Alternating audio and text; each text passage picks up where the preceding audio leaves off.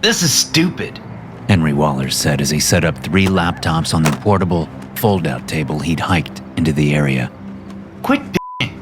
Callista Jones said, from her side of the safe tent they'd set up as their base of operations. We shouldn't be here. Henry said. This is stupid. You've mentioned that more than a few times, Callista responded. 3 times before we even got into the Land Rover. At least 6 or 7 times while we drove out here. And I counted 8 times during the hike alone. Ditch the mood, Henry. It's getting old. Yeah, well, making me carry all this shit didn't help the mood, Henry protested. You're built like a goddamn ox, Callista said. She unlocked a small case and began taking out different pieces of camera equipment. You can handle it. That's what everyone thinks, yet no one ever asks, Henry said. They look at my size and assume I have no problem being the pack mule. Isn't that on your resume?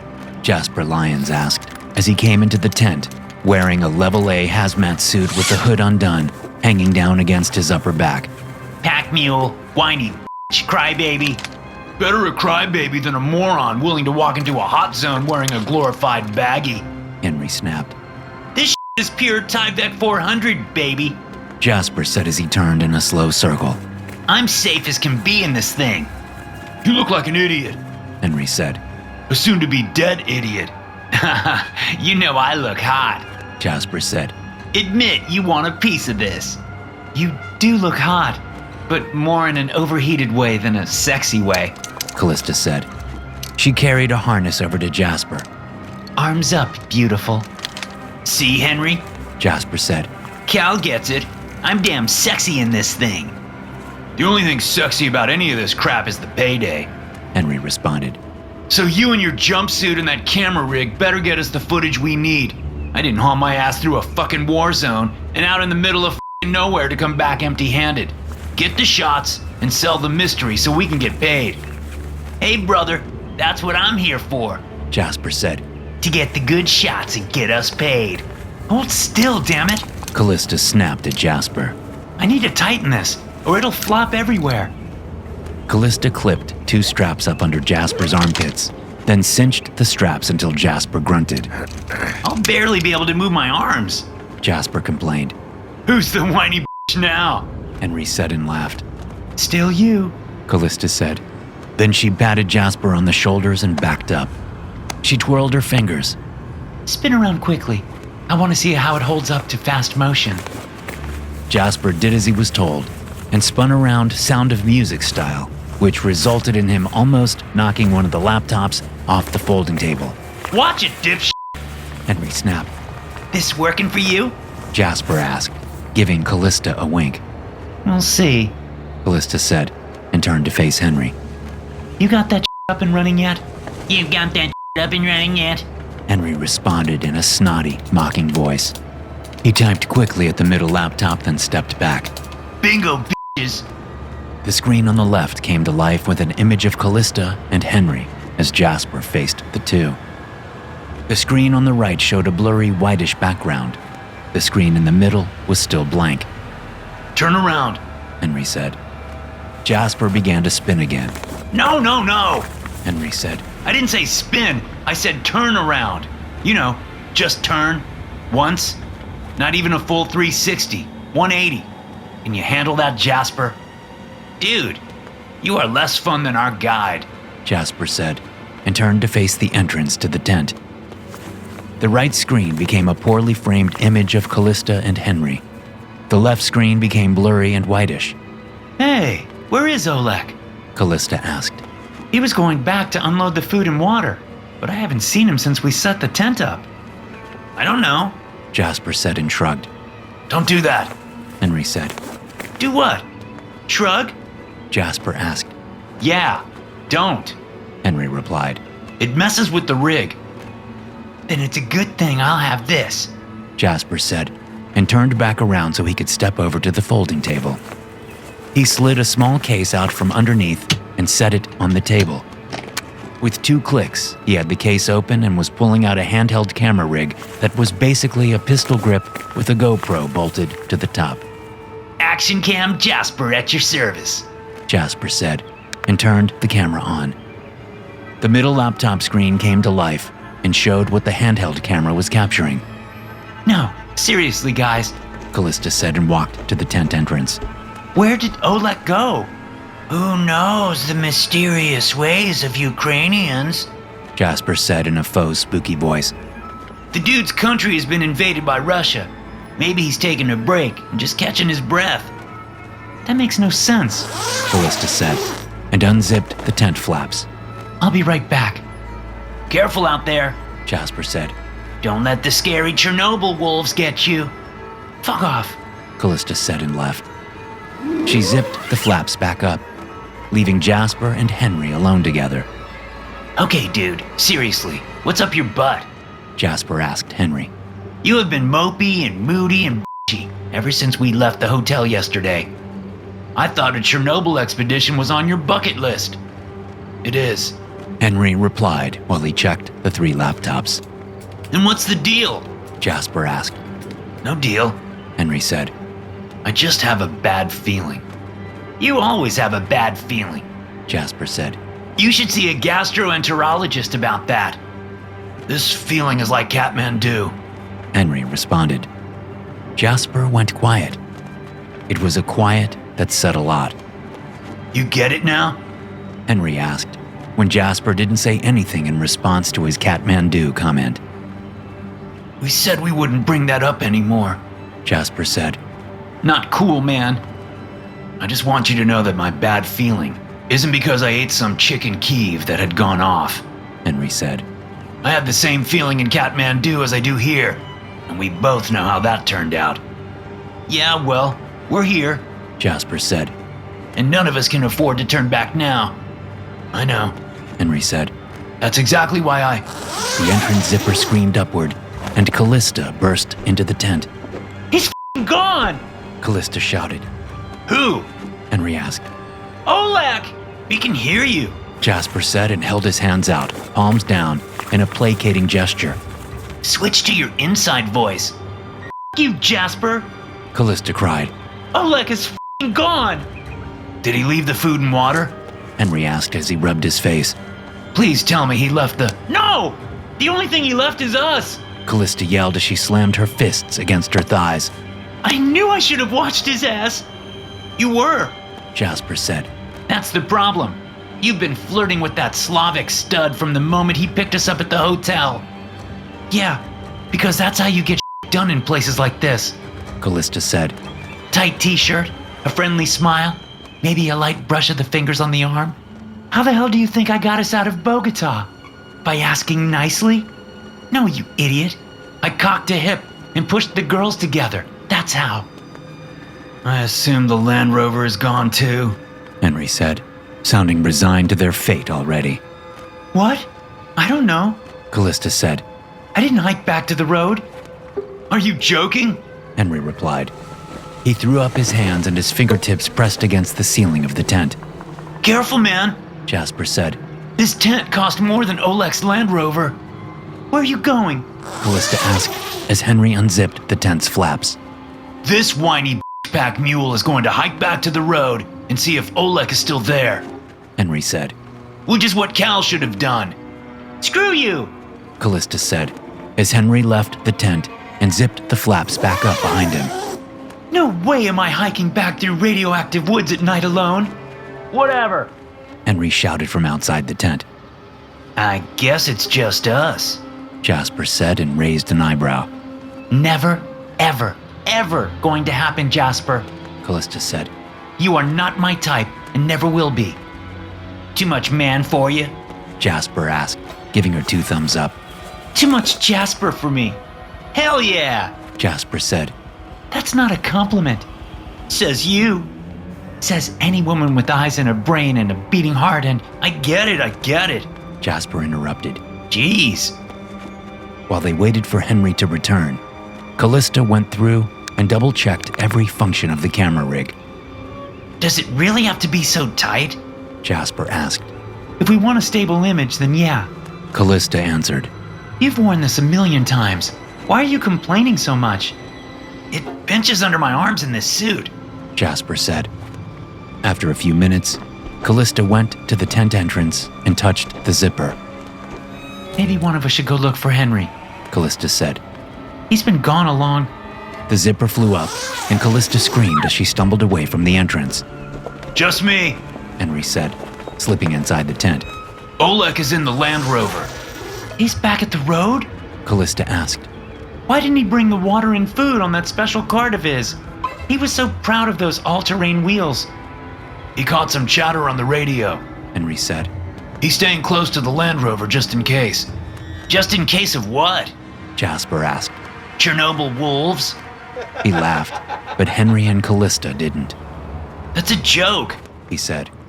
Russians, you moron. There are reports of Russian troop movements nearby, so Oleg is going to keep an eye on things from the road. He said to stay off the radios. Stay off the radios? Callista asked. But how will we talk to each other when Jasper goes into the plant? I know, Henry said. I said the same thing to Oleg. What did our guide say? Jasper asked. He said to do what we want. Henry replied. It's our funeral. He said that? That's a lot of words for Oleg. Callista said. It was implied in the shrug he gave me. Henry said. Well, we don't do what we do because we like the safe, easy life. Jasper said. And there's no way I'm going into the plant without comms available. Henry shrugged. Can we get this show on the road or what? Jasper said. Might as well, Callista said. The sooner we get the footage, the sooner we get the hell out of here. That's something I can agree with, Henry said. Let's run through the cameras and... Already did, dude. Jasper said and clapped his hands together. No more prep. It's go time. I hate it when you say that, Callista said. Jasper shrugged, then laughed. Look at me. I speak Ukrainian. It's all in the shoulders, I guess. What are you talking about? Callista asked. The shrug. Jasper said. Like Oleg. I shrugged in Ukrainian. Just f***ing go already, Henry said. And be f***ing careful. I still have a bad feeling. It took Jasper an hour before he reached the edge of the former nuclear plant. I can see the containment structure, Jasper said as he stood between two gnarled and stunted trees. Brown grass blew in the breeze, tall enough to brush across Jasper's Tyvek-covered thighs. Huh? What do you mean by huh? Henry's voice asked over the comms. What are you saying? This containment structure is supposed to be sealed, right? Jasper asked. Supposed to be, yeah. Henry said. But there's a way in on the north. Oh, there's a way in, all right. Jasper interrupted. And it's directly in front of me. Twist your body to the right. Callista said over the comms. How's that? Jasper asked. Your other right. Callista said. Sorry. Jasper said. How about now? Jesus Christ. Callista said. Someone blew a f***ing hole in the structure big enough to drive a tank through. Bigger. Jasper said. The camera must be distorting the dimensions. You can get 2 tanks through this hole. Let's call it. Henry said. What? Jasper and Callista exclaimed at the same time. I said we should call it. Henry said. This isn't supposed to be breached like that. This is not good. Dude, chill. Jasper responded. I'm the guy out here, and I don't see anything worth getting worried about. Other than the melted down nuclear reactor, you mean? Callista said. Well, yeah, that. Jasper said. But I don't see any tanks or trucks or soldiers or anything. It's quiet and dark here. I'm still not happy about this. Henry said. We should cut our losses and get gone. Hey, do you see what I'm seeing? Jasper asked, and crept slowly closer to the broken structure that had been designed to surround the original containment sarcophagus, which in turn surrounded the reactor itself. Jasper, do not get closer. Henry snapped. No, I think I see what he means. Callista said. Take a look at this.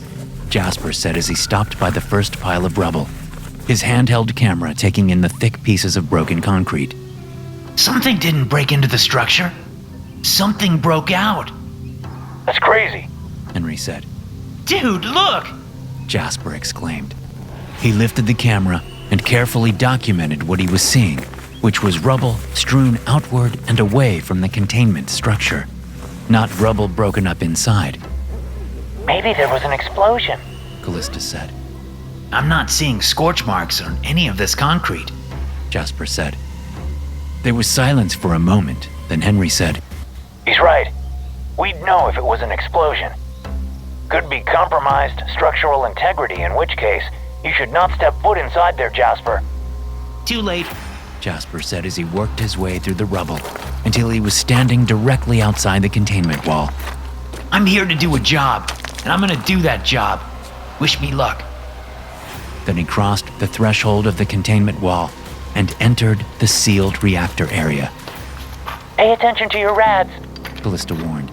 You check that bracelet on your arm every 5 minutes. If it goes full red, then you get the out of there fast. But I got the Tyvek, baby. Jasper said. Yeah, nuclear disasters don't give a about your Tyvek, dumbass. Callista said.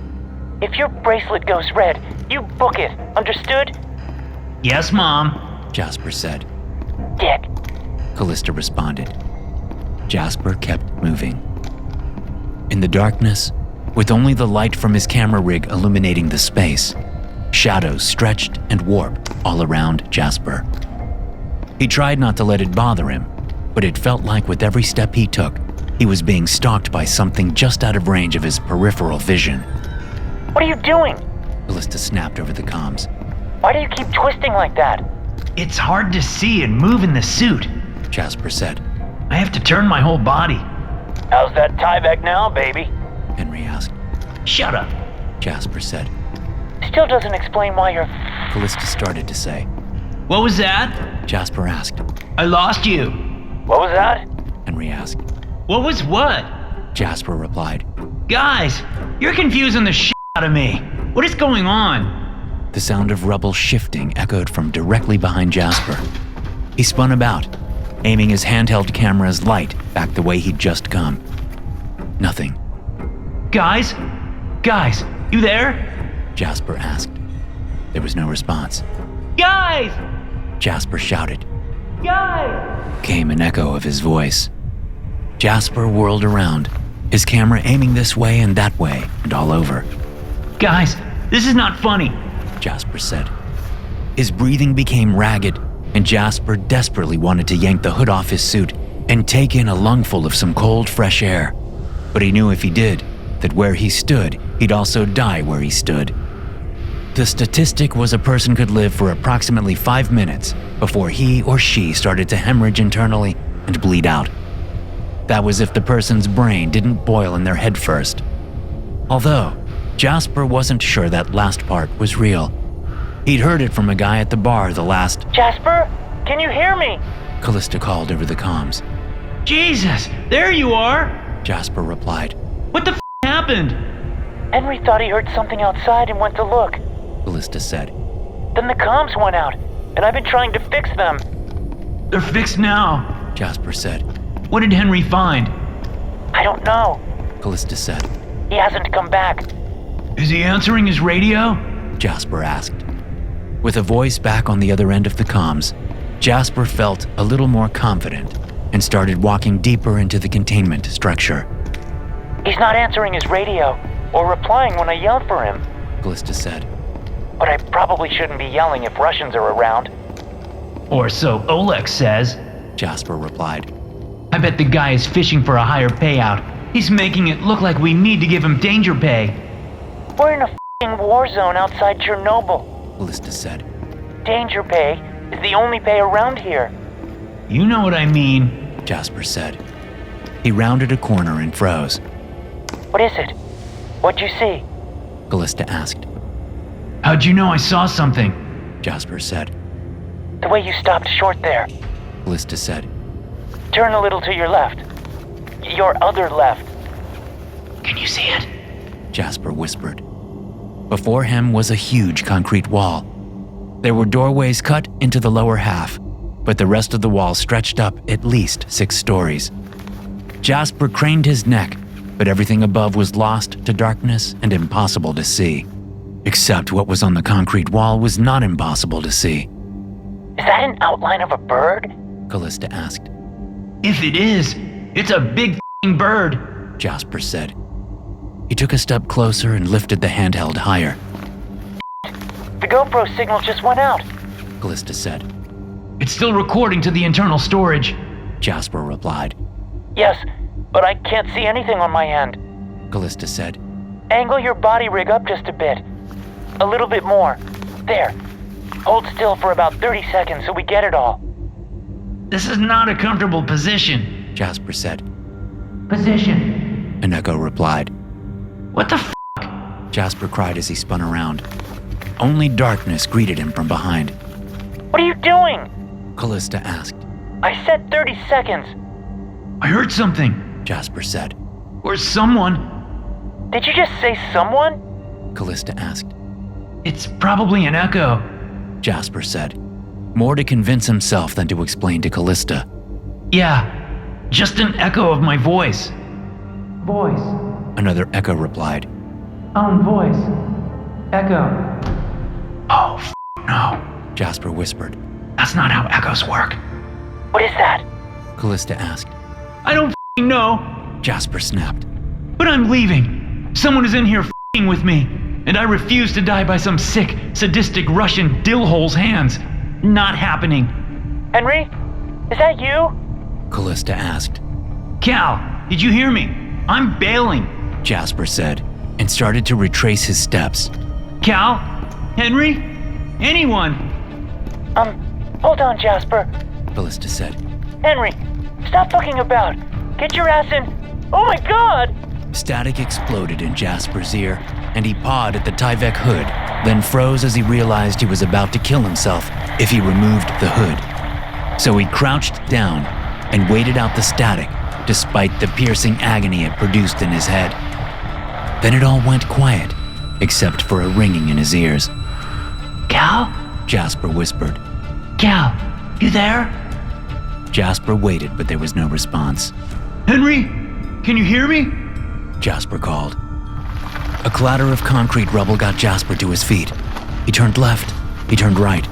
He spun in every direction, the lights from his cameras making shadows dance and leap and reach for him. Hell! He cried, trying not to panic. Guys! Guys! Guys! The echo replied. Shut the up! Jasper yelled. Then he stopped spinning and froze in place once again. He angled the handheld rig up at the concrete wall. There was no outline of a bird anymore. Wrong wall, Jasper said to himself. He turned to his left, but the wall in that direction was very different from the one he'd seen the bird outline on. He turned to the right, and there was a long concrete tunnel that had caved in halfway down in that direction. Jasper looked back the way he'd come. Nothing there either. This can't be the wall, Jasper said to himself. I must have panicked and moved into a different space. Different space. A voice cackled from behind Jasper. Space. Jasper turned and saw nothing except darkness. Then he realized that the darkness was moving. It was undulating like it was alive. Oh, no. Jasper said, and backed away from whatever he was looking at. Shit, no. The undulating darkness responded. Jasper turned and ran. No. Echoed from behind him. Jasper's lights caught the outline of one of the doors set into the concrete wall. He sprinted straight for it and was almost there when his feet slid on some chunks of debris. Jasper came crashing down hard, but panic refused to let him lay there. Hand over hand, Jasper crawled through the door until he was on the other side. Then he rolled himself to the side, sat up, and shoved his back against the wall. Terrified that the sound of his breath would betray him, Jasper held the air in his lungs for as long as he could as he listened for signs of whatever it was that he'd seen. But all he could hear was his pulse pounding in his ears as his lungs grew tighter and tighter. Jasper had to let out the bad air and take a deep breath. When he had oxygen in his lungs once more, Jasper tried to calm himself down. Just a shadow, Jasper thought. and only echoes. Big space, weird that makes shadows and echoes. Jasper didn't believe a word of what he told himself. He counted to 30. Then he counted to 30 again. On the 5th round of counting to 30, Jasper stood up. He inched to the doorway, then leaned slowly out to take a look at the way he'd come. The shadow struck, and Jasper was knocked off his feet and sent flying back a good 20 yards. Pain exploded in his back as he slammed into a metal railing, still semi-attached to a concrete walkway that had fallen from above. Moaning and close to losing his mind, Jasper found a gap between the collapsed walkway and the floor. Without hesitation, Jasper crawled through the gap and made himself as small as he could get in his hazmat suit. But even hidden under the collapsed walkway, Jasper still had a view through the gap and could see his side of the concrete wall. The shadow was squeezing itself through one of the doors. Then it was inside and standing there. A f***ing bird? Jasper mumbled, then bit his tongue at his mistake, hoping the thing hadn't hurt him. The shadow stood tall and spread its wide, pure black wings. Part of the thing moved where Jasper assumed the thing's head was. Then it crouched low, and two pitch-black eyes gleamed in his direction. No. The huge shadow bird, or whatever it was, cawed. Then it moved in fast, and Jasper finally realized he still had the lights on. Fuck!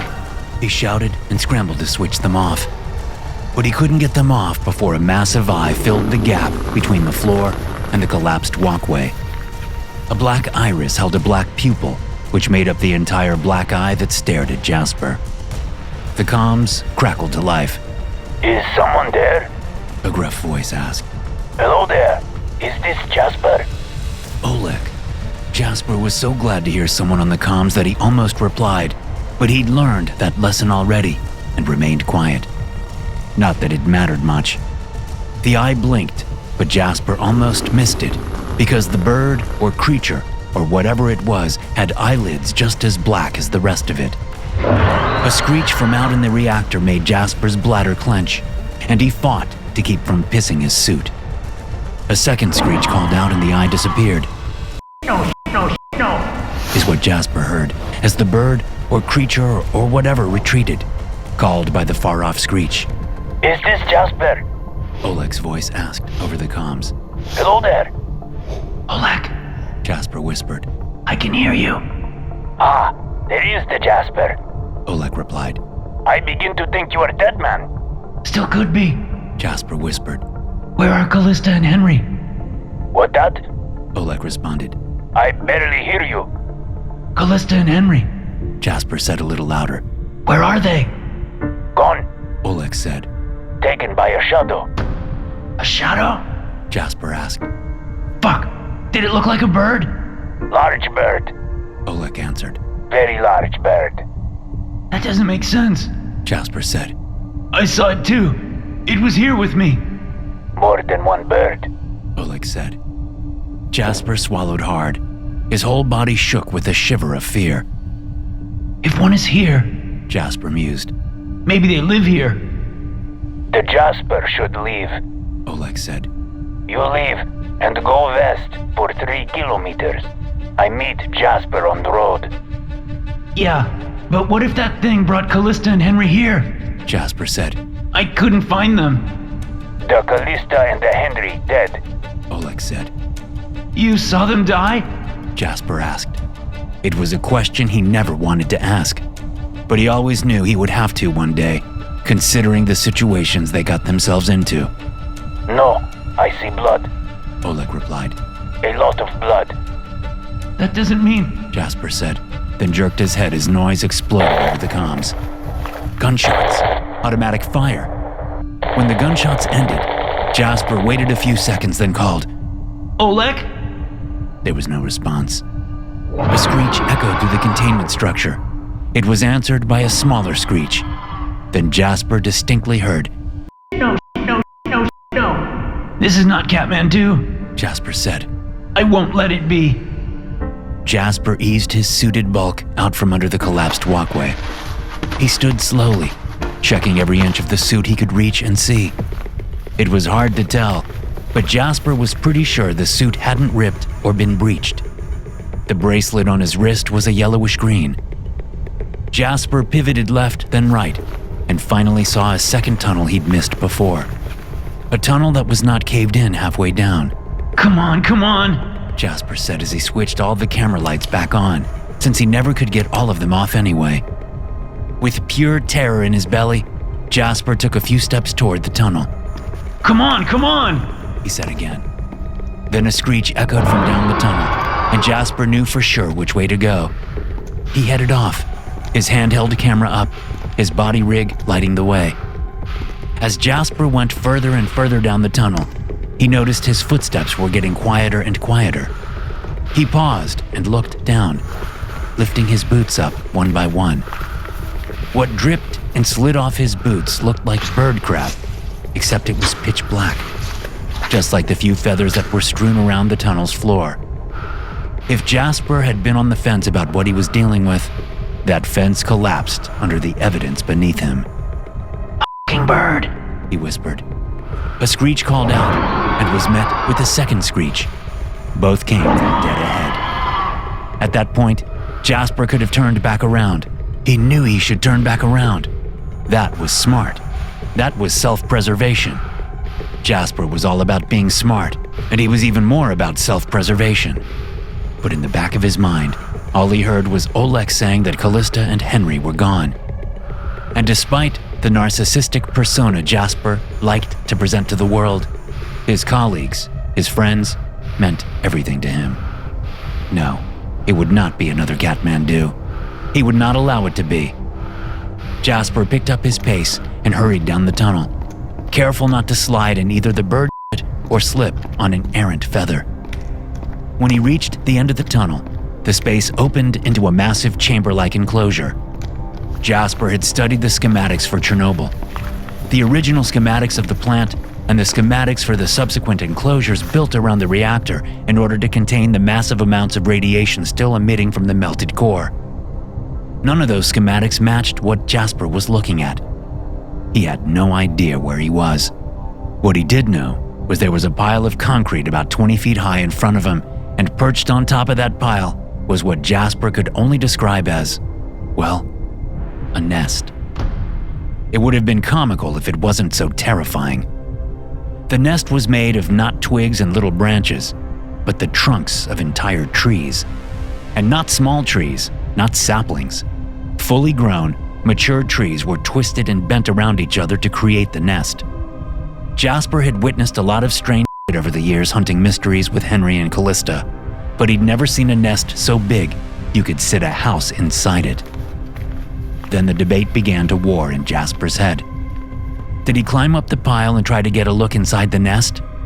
Or did he turn tail and get out of Chernobyl like he should have done in the first place? The debate continued until Jasper heard a noise that sent his stomach up into his throat. Please no, Callista's voice said so quietly that Jasper had thought he'd imagined it at first.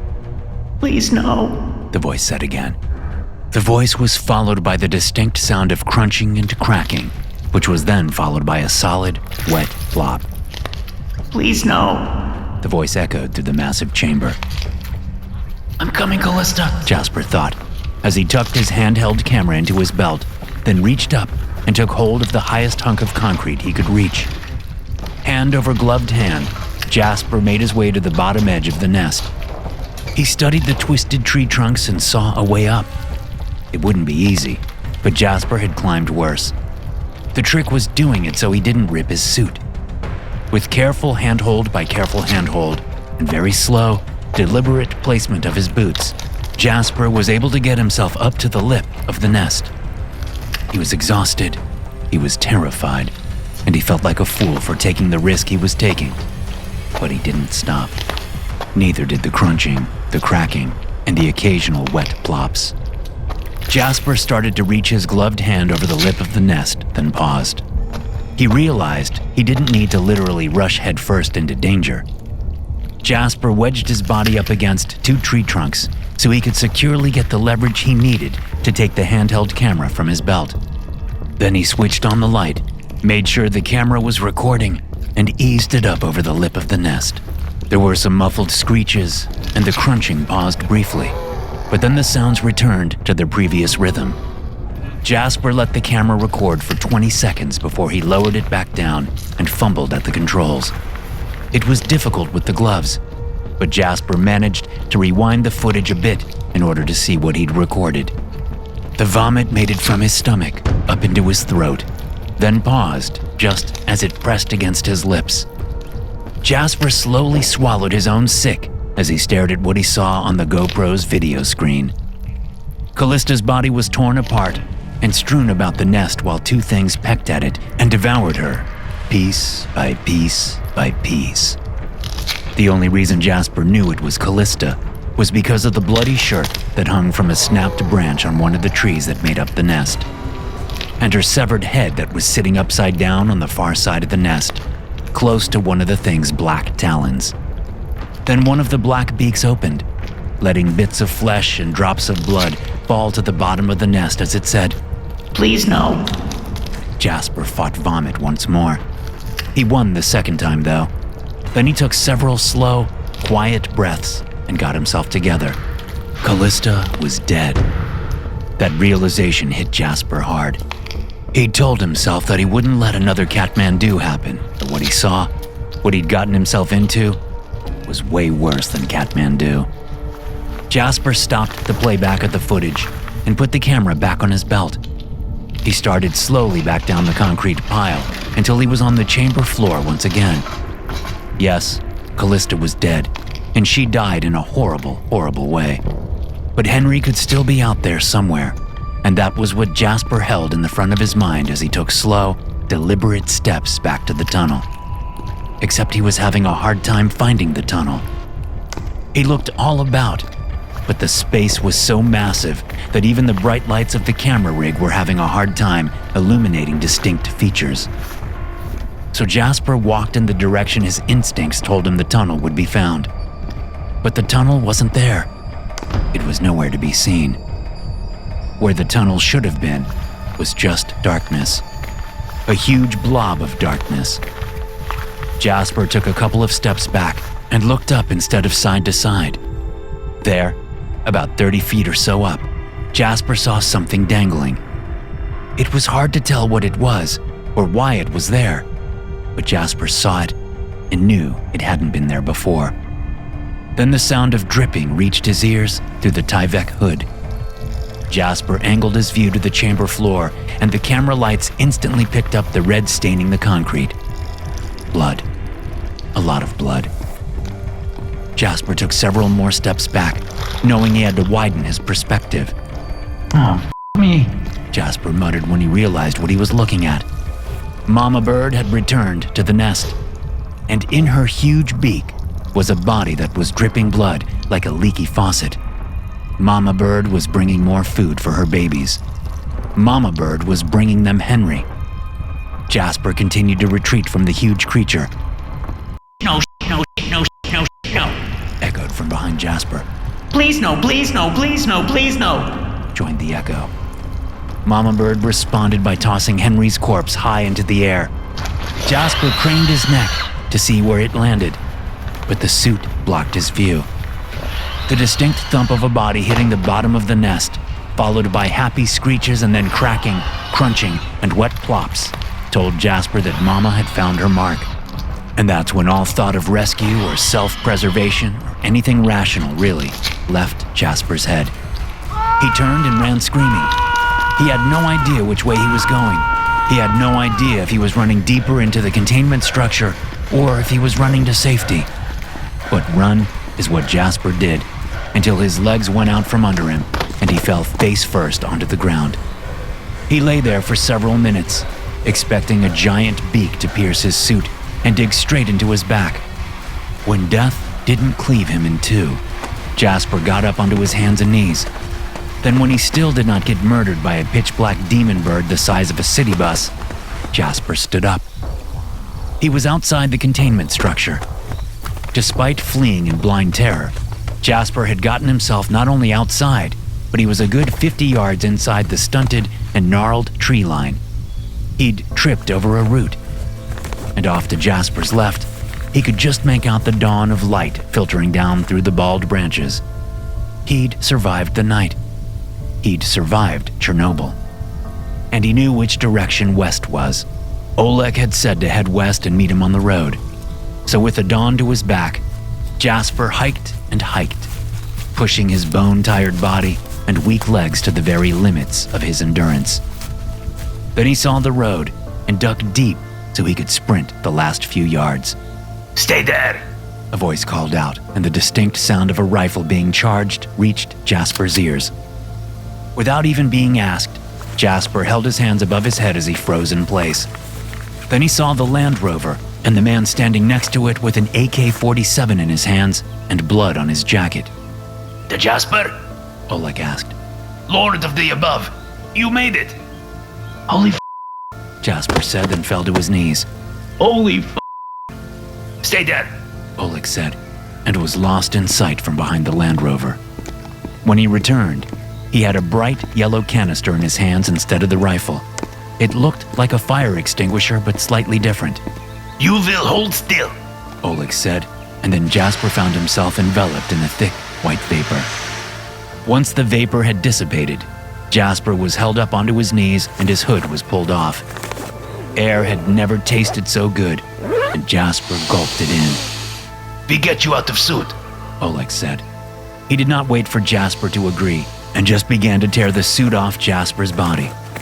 When free of the suit, Jasper only stood there in his t-shirt and thin pants and shivered in the morning chill. Here, Oleg said and tossed Jasper a backpack. I saved some of your gear. Clothes in that. Jasper managed to get the backpack unzipped and yanked out a pair of jeans and a flannel shirt. They were Henry's, not his, but he didn't care. When dressed, Oleg guided Jasper into the passenger seat of the Land Rover. Not mine. Oleg said when he got into the driver's seat and saw Jasper staring at the blood on his clothes. Russian blood. Okay, was all Jasper could say. Now we get you to airport and we leave this place. Oleg said. We?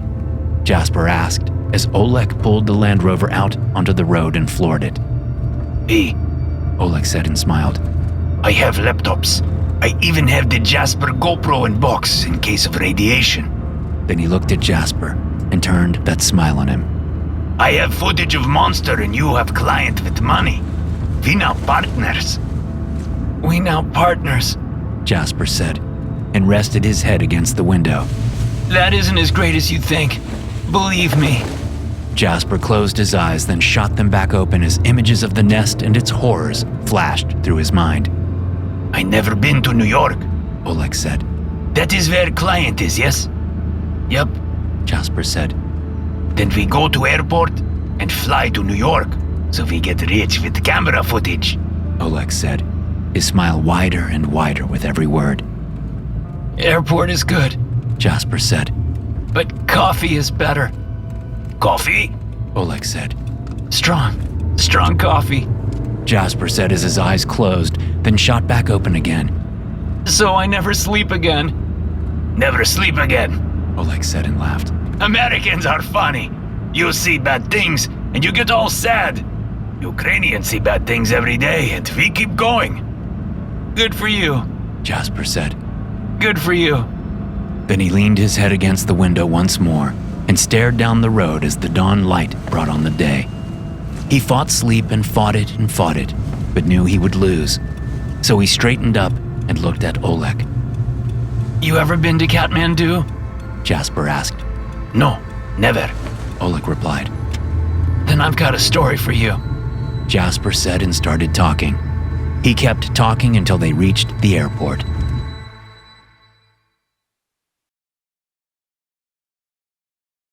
The rotor noise makes it impossible to hear each other, despite the fact I was promised we'd be traveling in one of those stealth helicopters. Hell knows I paid a fortune for the damn perk. Oh yes, Mr. Lawson, this is stealth, the pilot had assured me and my group before we took off from the rundown airport just outside the containment zone. They will not hear us coming. I have serious doubts about that, as I watched two of my colleagues struggle to hold a conversation. We weren't even offered headphones, so we could talk over the radio or comms or whatever they call it. We've spent maybe 2 hours in the air when the pilot shouts something and gives us all a thumbs up. What did he say? Torsten Collins asks as he leans across the bench seat to shout close to my ear. I don't know. I shout back, then pat Torsten's arm and lean across the small gap between the two bench seats that make up the passenger hold of the helicopter. Our guide, Mikhail Goransky, has his eyes closed, and I go to tap him on the knee. His hand shoots out and grips my wrist just as my fingertips are about to touch his fatigues. He said we will arrive shortly. Mikhail says without opening his eyes. He lets go of my wrist. Sit back, relax. You have nothing to worry about. Never said I was worried. I shout over the rotor noise. His eyes open, and he fixes me with a hard stare. The ice blue of his irises catches what little light the hold has, and I smile at him, giving him that grin that has won me hundreds of court cases back in Connecticut. Mikhail doesn't grin back. You sound worried, Mikhail says. How can you tell over all this stealth? I laugh. He doesn't laugh. Mikhail's a tough cookie, that's for sure. But so am I, and so are my colleagues. Collectively, we have over 75 years of legal experience and are the partners of one of the most successful litigation law firms in the tri-state area. None of us even flinch when we go on head-to-head with the big Manhattan firms. And between us, we've gone big game hunting on every single continent in the world. I've personally bagged 2 bull elephants, and both of them were probably bigger than the house Mikhail lives in. So, tough cookie or not, he's picked the wrong group to try to intimidate. You said you served.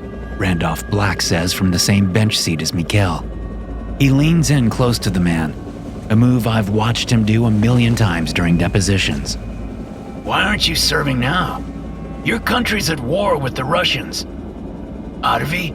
Mikhail responds, twisting his neck slowly so he faces Randolph head-on. I had not noticed. To his credit, Randolph does not ease back even a millimeter. He simply nods and waits. Mikhail waits as well, and I'm busy watching this standoff when the helicopter suddenly lurches to the right. Randolph grabs a strap that hangs from the ceiling. I brace my arm against the door on my side. Mikhail sighs and stands up. He pushes past Randolph and squeezes his bulk between the gap in the pilot and co-pilot's seats. Randolph gives me and Torsten that look he gets when he's annoyed by a waiter or dealing with a new caddy.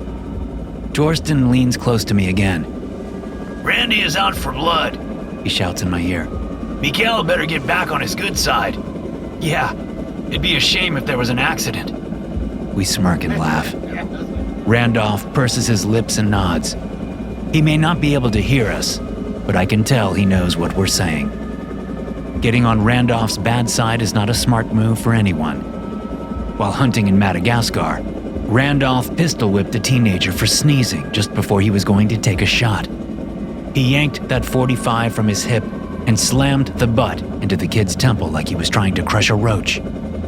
We all heard the crunch just before the kid collapsed into the dirt. The other guides were like his uncles or something. Who knows with these people? And they picked that kid up and walked him the mile or so to the waiting trucks. It set us back 3 hours that day, and you can be sure I deducted that from our payment. Plus a little extra for the blown shot the kid caused. I never did find out what happened to that teenager. He's probably drooling into a cup in some thatched hut while pissing his pants every time someone reaches for their hip. Maybe he learned his lesson. I hope so. Otherwise, he needs to just call it a day and give that drool cup to someone worthwhile. What's so funny? Randolph yells across from me. Madagascar. Randolph smirks, then looks at Mikhail as he retakes his seat. But, Mikhail asks, seeing Randolph staring at him. Do you have more insight into my country's troubles? That's why they called the fight between the Protestants and the Catholics in Northern Ireland. James shouts. I lean forward so I can see him past Torsten. He's wedged himself into the corner by his door and looks pretty damn comfortable.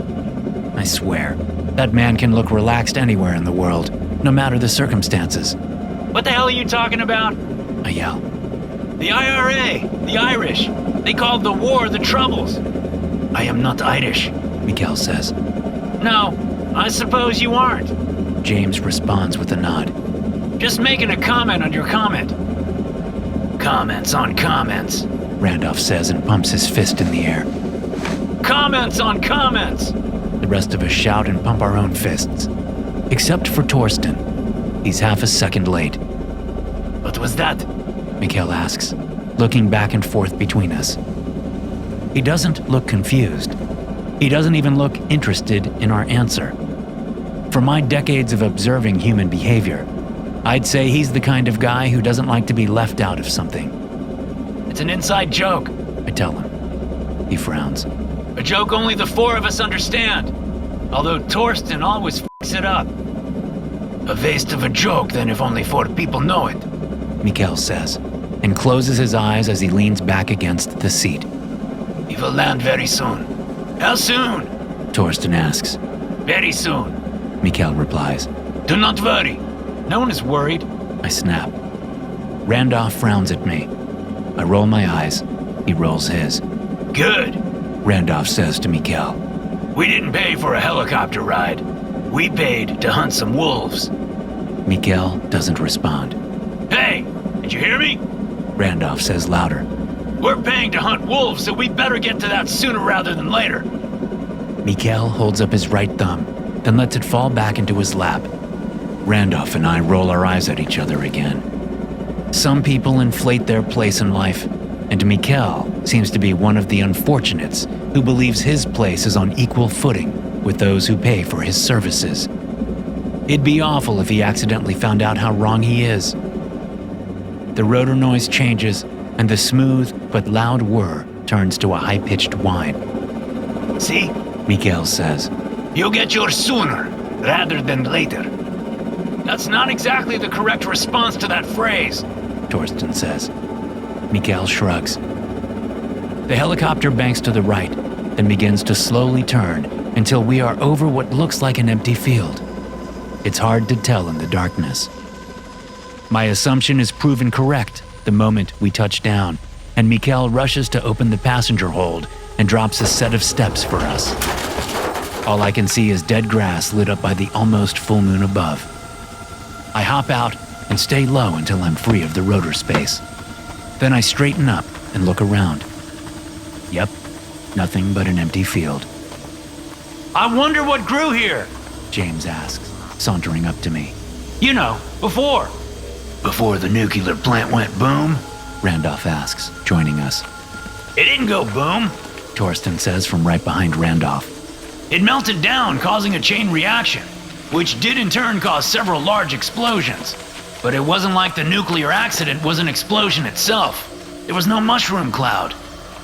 How many of us here asked for all that useless information? I reply, looking at my colleagues. Raise your hand if that's what you care about right now. I only care about bagging some mutant wolves, Randolph says. Same, James says. I make a sad, mocking face and look at Torsten. Sorry, Torsty, but no one gives a shit about trivia time, I say. You guys are assholes, Torsten responds, but not in a hurt way. And they aren't mutants. They just live in a high radiation zone. Good to know, Randolph replies. I still only care about bagging mutant wolves. I swear, Torsten says with an exaggerated sigh. Torsten's used to getting picked on. There is always one in a group, and Torsten's our one. The helicopter completely powers down, and we wait out in the middle of the empty field for Mikhail, the pilot and co-pilot, to unload our gear. We all check our watches, any one of which costs more than the helicopter we flew in on. 6 minutes, Randolph says. 4, Torsten says. I'll go with 4 too, I say. You can't do that. Torsten protests. Pick your own damn number, Tim. Fine, I say and flip him off. 4 minutes, 30 seconds. I'll take 5, James says. We continue to stare at our watches until the last of our bags are placed in front of us. I win, Randolph says. 6 minutes and 8 seconds. You time us? Mikhail asks, not even close to out of breath from hustling back and forth from the helicopter with our hunting gear. You think we are game? Everything is a game, Randolph says. Especially you. I see, Mikhail says, then kneels next to a ratty old canvas duffel bag that is definitely not owned by any of us. The man unzips the bag and carefully pulls out a rifle wrapped in an oilcloth, which he sets in the field's damp, dead grass. We all share a look. You hunting with us? Randolph asks. With you? Mikhail replies. No. And what's with the rig? James asks. Mikhail doesn't respond. He unrolls the oilcloth and reveals an immaculate Winchester 308. Nice looking gun, Torsten says. Is it enough for wolves? I'd want a little more punch. The 308 does what it needs to do, Mikhail says as he slowly and carefully inspects his weapon from stock to barrel. Jesus, are we playing Bet the Rifle? Or are we going to hunt some goddamn Chernobyl wolves? Randolph snaps, then steps past Mikhail to his gun case. Tempus fugit, people. That means time flies. Torsten says to Mikhail. Mikhail looks up and raises an eyebrow at Torsten. Yes, I speak Latin, Mikhail says. Omni bonum lisqui expectant. Yeah, well, we didn't pay to wait for the good to come to us, did we? Randolph says. In fact, we sure as hell did not pay to wait at all. Let's get a move on. Of course, Mikhail says and stands up. With his rifle slung, Mikhail bends and rolls up his oilcloth. He holds it out, and the co-pilot runs over and picks up the duffel bag, then takes the oilcloth from him as he gives Mikhail a slight nod. We all share another look, but none of us say anything as we quickly move to our respective gun cases. I place my thumb against the first lock pad and it flips open. I do that 3 more times along the front of the case until I have the entire thing unlocked and opened. Inside sits my baby. Originally, it was a stock Azure Safari Lux, but I have added a few special modifications, making the gun one of a kind, in my opinion. Both James and Torsten use a version of the Krieghof Classic. They've modified theirs too. But for Randolph, who just can't be run-of-the-mill, as he likes to say, he sports a Rigby Rising Bite double rifle that he had custom fitted. He traveled to and from his gunsmith in Vienna for over a year before they had the measurements precisely dialed in. From the distance between his cheekbone to the end of his chin, to taking a silicone mold of his shoulder in various outfits, he made sure the gun fit him and him alone. Then, even after all that, it was another 18 months before the gun could be built. Then, and I'm not shitting you, he spent 6 more months of back and forth travel as they made sure the build was completed to specifications. And the Rigby company is in the UK. He could have gone directly to them in London, but that's not Randolph. No, Randolph has a gunsmith in Vienna, so he flies to Vienna. And we're talking Vienna, Austria, not Vienna, Virginia, in case there's any misunderstanding. What do you like to kill with that? Mikhail asks Randolph. Anything in my sights, Randolph replies, standing up with the rifle casually hanging from the crook of his right arm. Then he slowly brings it up so the barrel is aimed dead center on Mikhail's chest. Our guide says nothing. How much do we need to carry in? Torsten asks Mikhail. None. Mikhail says without turning away from Randolph. The helicopter will meet us at their first stop. They will carry everything for you. Finally, some service worth our money, James says and laughs. So we bring nothing? Randolph asks, still facing off with Mikhail. I can tell the other two are getting uncomfortable with Randolph's brazen disregard for Mikhail's safety. I don't blame them. So am I. It's a little early to shoot the help. We need to at least bag a wolf first. But that's Randolph for you. How about we practice some firearms safety and aim at the ground, Randy? I suggest. Mikhail has nothing to worry about, Randolph says. I'm a professional. Have you been paid to kill before? Mikhail asks. Only in the courtroom, Randolph says. He waits a beat, then bursts out laughing and moves the barrel's aim away from Mikhail. I'm just fucking with you. I'd never shoot our guide before the hunt begins. But the hunt already has begun, Mikhail responds, his eyes still on Randolph and the rifle. How do you mean? Torsten asks. Mikhail shrugs. Follow me. Then he sets off at a fast clip across the dark field. Behind us, the helicopter starts back up and preps for liftoff. Hey, I only have about 24 rounds, Torsten says to Mikhail's back. Hello? I said I only have about 24 rounds. The pilots took the rest when they loaded up the cases. We wait for a response, but the only one we get is the dim sight of Mikkel's back receding into the darkness. He said the helicopter will be going ahead. James says and pats Torsten on the shoulder as he steps away from us. I think I'll stick with the guide in the meantime. Okay, sure. Torsten says and follows James. They get about 10 yards away when Randolph steps up next to me. Who recommended this guy? Randolph asks. Torsten, I say. Seriously? Randolph asks and laughs. He asked around and Nolan told him. I reply. Apparently, Nolan says he's the best hunter in this part of Ukraine and knows the patterns of the Chernobyl wolves better than anyone. Nolan's a prick, Randolph says. You trust him? Not a bit, but he's our highest paying client, so I trust his money. I say, and point at the barely visible outline of Mikkel way up ahead. And if Nolan's willing to pay what this asshole charges, then it's got to be worth it. Then we better catch up, Randolph says and starts walking. I'm going to get my money's worth one way or another on this trip. And across the field we go, right into a thick, dark tree line. We spend about 45 minutes navigating the thick woods before we come to a decent-sized creek. What's the name of this creek? Torsten asks. Irrelevant. Mikkel answers. Weird name, James says with a chuckle. Might be good to know in case we get separated. I say. Vivant. Mikkel responds, then walks a little faster so he gets a couple yards ahead of us. Nolan is f***ing with us, Randolph says as he gets close to me on my left. He set us up. What do you mean he set us up? I ask. What the f*** are you talking about? That guy, Randolph says and nods at Mikkel. There has been something off about him ever since we met him. I think he's working for Nolan. What? That's crazy, I say. I paid this guy myself. I checked him out. He's fully bonded by Rutherfordton and McGuire. They don't f*** around, Randy. Doesn't matter, Randolph says. I smell a setup, and I'm never wrong. Especially when it comes to dangerous pricks like Nolan. Yeah, but why would he do that?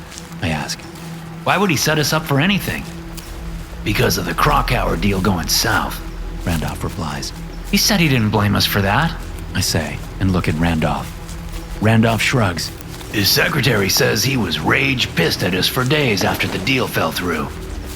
His secretary? I ask, and it hits me. Jesus, Randy, are you banging her? Every Thursday at the Omni, Randolph says proudly. Can you blame me? Getting a woman like that into bed is why we do what we... Randolph stumbles, then reaches out and grips my shoulder. Then a far-off crack reaches my ears. Was that a gunshot? Torsten asks from up ahead where he's walking with James. You okay, Randy? I ask as I stop and steady him. I pat his chest. Tell me you just got a stitch in your side or something. He turns his body to me, and even in the darkness, I can see there's something wrong with the side of his neck. Randy? I put my hand to his neck, and he comes away wet and warm. I don't need to put my hand up closer to my eyes to know what I'm dealing with. I've seen and smelt plenty of blood at night. Randy's been hit! I call out. James and Torsten turn and run back along the creek the second they hear my voice. What the f*** do you mean he's been hit? James asks. I knew it! Torsten says. That was a gunshot! Randolph falls to his knees. I drop with him and hold my hand against his neck as I try to put pressure on the wound and stop the bleeding. Is that blood? Is he bleeding? Torsten asks, his voice pitching into panic territory. Yes, he's f***ing bleeding. That's what happens when someone gets hit by a bullet, you f***ing dipshit. I snap at him, then look ahead for Mikkel. He's nowhere to be seen. Mother f***! I shout. Mikkel! Mikkel, where the f*** are you? I told you the hunt had begun. Mikkel's voice calls out from the darkness. Good luck, gentlemen. Oh, shit. I say just as Randolph's eyes roll up into his head and he collapses against me. I think Randy was f***ing right. About what? James asks. Nolan set us up. I reply as I check for a pulse, but there's nothing there. Randolph is gone. Without saying a word, I ease Randolph to the dirt and slip his rifle free from around his shoulder. Then I go through his pockets and take all the ammunition he has on him. What are you doing? Torsten asks. Making sure I have enough firepower to win this shit. Did neither of you hear Mikkel? We're the prey, you fucking idiot. I say and quickly step off the creek path and into the cover of the trees. Why in the hell would Nolan go after us? James asks with a chuckle. Was it something we said? Are you fucking high?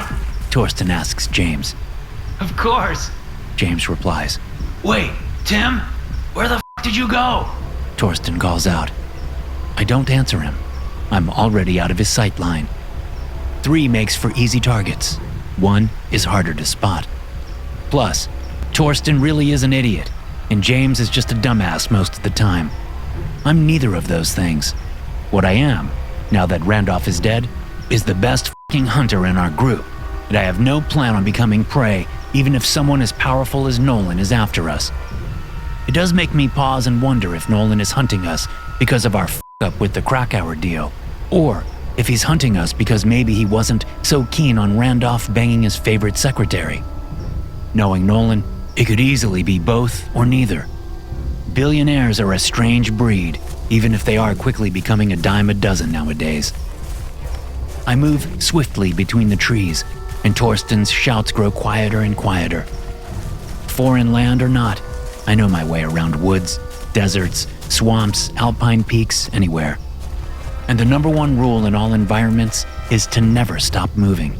If you stop, you die. A scream echoes through the woods, and I know Torsten has taken a round. James would have just mumbled some witty regret and died. Torsten's the screamer. And he's still screaming as I put more and more distance between us. It isn't until I'm a quarter mile from the creek before the screams finally stop. Off to my left is a rocky outcropping covered in moss and ferns. I tuck under the outcropping and crouch down so I can take my phone out of my pocket with a little cover around me. No point in lighting up the entire forest and giving my position away. The second my phone is out of my pocket and on, I dim the screen as much as I can and bring it up close to my face. No cellular service, of course, but that isn't a problem. I swipe a couple of screens over, then activate the satellite connection. My phone chimes over and over as message after message and email after email load into my phone. I scramble to mute the sounds and tuck the phone into my coat, then just crouch and wait. When no gunshot takes off part of my head, I bring the phone back out and scroll through the messages. What I expect to be there isn't there. I mean, I highly doubted Nolan would implicate himself by sending me an elaborate explanation via text or anything. But I expected something cryptic at least, that would have a double meaning. Something like, It should have been Poland, but Ukraine will do. Because Krakauer is Polish. It's not the best barb, I know that. But Nolan isn't known for his wit. He is known for holding a grudge forever, though. Still, it is surprising that there isn't even one message or email from the man or one of his underlings. He's really keeping his hands clean on this one. Or maybe this isn't about the Krakauer deal or Nolan at all. Except, why would this backwoods Ukrainian yokel be trying to kill us? We're Americans. We're on the same side as Ukraine. Makes no sense. As I think about the possible explanations for this storm I find myself in, my phone's screen blinks a few more times, then warps and goes black. I was warned this might happen so close to the old reactor. I try every trick I know to get it to come back on, but the piece of tech in my hand is as useful as a brick. Oh, now I get why it's called that. I've never had a phone go out on me before. I pay to make sure that never happens. A phone to a lawyer is as important as a chip of rock slices across my left cheekbone, making me cry out in surprise. Then I flatten myself on the ground as several more rock chips shatter around me. I wait for the echoes of gunshots but hear nothing. The shots aren't coming from someone far off. They're coming from someone close by, using a suppressor on their rifle. I squeeze myself as far under the rock outcropping as I can until the rock chips stop flying around me. Okay, Timothy, think this through. Think, damn it. Shots in the dark require some sort of visibility. Doesn't matter if they are up close or far off. The shooter needs to see their target. That means night vision goggles or an NVG scope. My money is on goggles, since we're talking close-range, suppressed fire. In other words, I'm trapped where I am. If I stick even a toe out, I'm gonna lose that toe. So how do I get out of this alive? That's the question that runs through my mind just before a second question slips in. Mikhail was close to us, but Randolph was hit from a round that was shot long range. The delayed crack of the gunshot told us that. So the second question is, who shot Randolph? Then a million other questions flood my brain. Does Mikhail have a whole team out here? Or could the shooter have been either the pilot or co-pilot of the helicopter? If there is a team, how many are there? And why are they shooting at us at all? Randolph's Nolan theory isn't feeling right. Not after the lack of a taunting message on my phone. I press my forehead into the damp earth. I've got to think this through. Long-range shot in the dark through trees. That's an expert shot. Maybe. The shot nicked Randolph's artery and he bled out. That's how he died. Not really from a kill shot. Which means maybe the shot was meant for either of us, or even Torsten and James, who were both ahead of us, and it was sheer luck it even tagged Randolph. Now, couple that with a bunch of close-range, suppressed fire, yet I don't have a scratch except for where the rock chips hit me. If a pro is after us, Randolph's head would be gone, and I'd be dead under this outcropping. Not pros. Geared up, yes, but not pros. Jesus H. Christ, this has nothing to do with Nolan. This is all Mikhail. He set us up. I hired him to guide us on a hunt, and instead, he guided us into an ambush. He said the hunt had already begun. We just didn't realize we were the prey, and Mikhail had another group out here that paid him a ton more so they could hunt people, not wolves. Well, f***ing hell, I would have paid more if I knew that was an option. Quiet voices reach my ears, and I slowly roll over so my rifle is free. Randolph's rifle is pinned under me, but that doesn't matter. I'm only going to get one shot anyway. The voices get closer, and I instantly can tell they aren't American. Maybe Ukrainian? The language sounds familiar, except... No, it's Russian. The language is Russian. I know a little from some of my work back home, and it's definitely Russian. But not pros, so not Russian soldiers. Although, maybe Russian soldiers are shots anyway. Slowly, so I don't rustle any leaves, I adjust my position and brace my back against the rock while I bring my rifle up further. The world around me is almost pitch black. Almost. Just ahead, possibly about 6 yards from the outcropping, there's a break in the trees above, and the hint of moonlight filters down into the forest. If they aren't pros, then they'll avoid that because of the light. NVGs seem self-explanatory, but I've watched honest-to-God geniuses temporarily blind themselves by looking in the wrong direction. I could get lucky and maybe that will happen, but I'm more so banking on whoever it is to come around the moonlight. I adjust my aim and wait. A twig snaps to my left and I fire. The sound is deafening in the close space, so I have no idea if I hit someone or not, since I can't hear any screaming. But I have no choice except to flee, since I just gave my position away.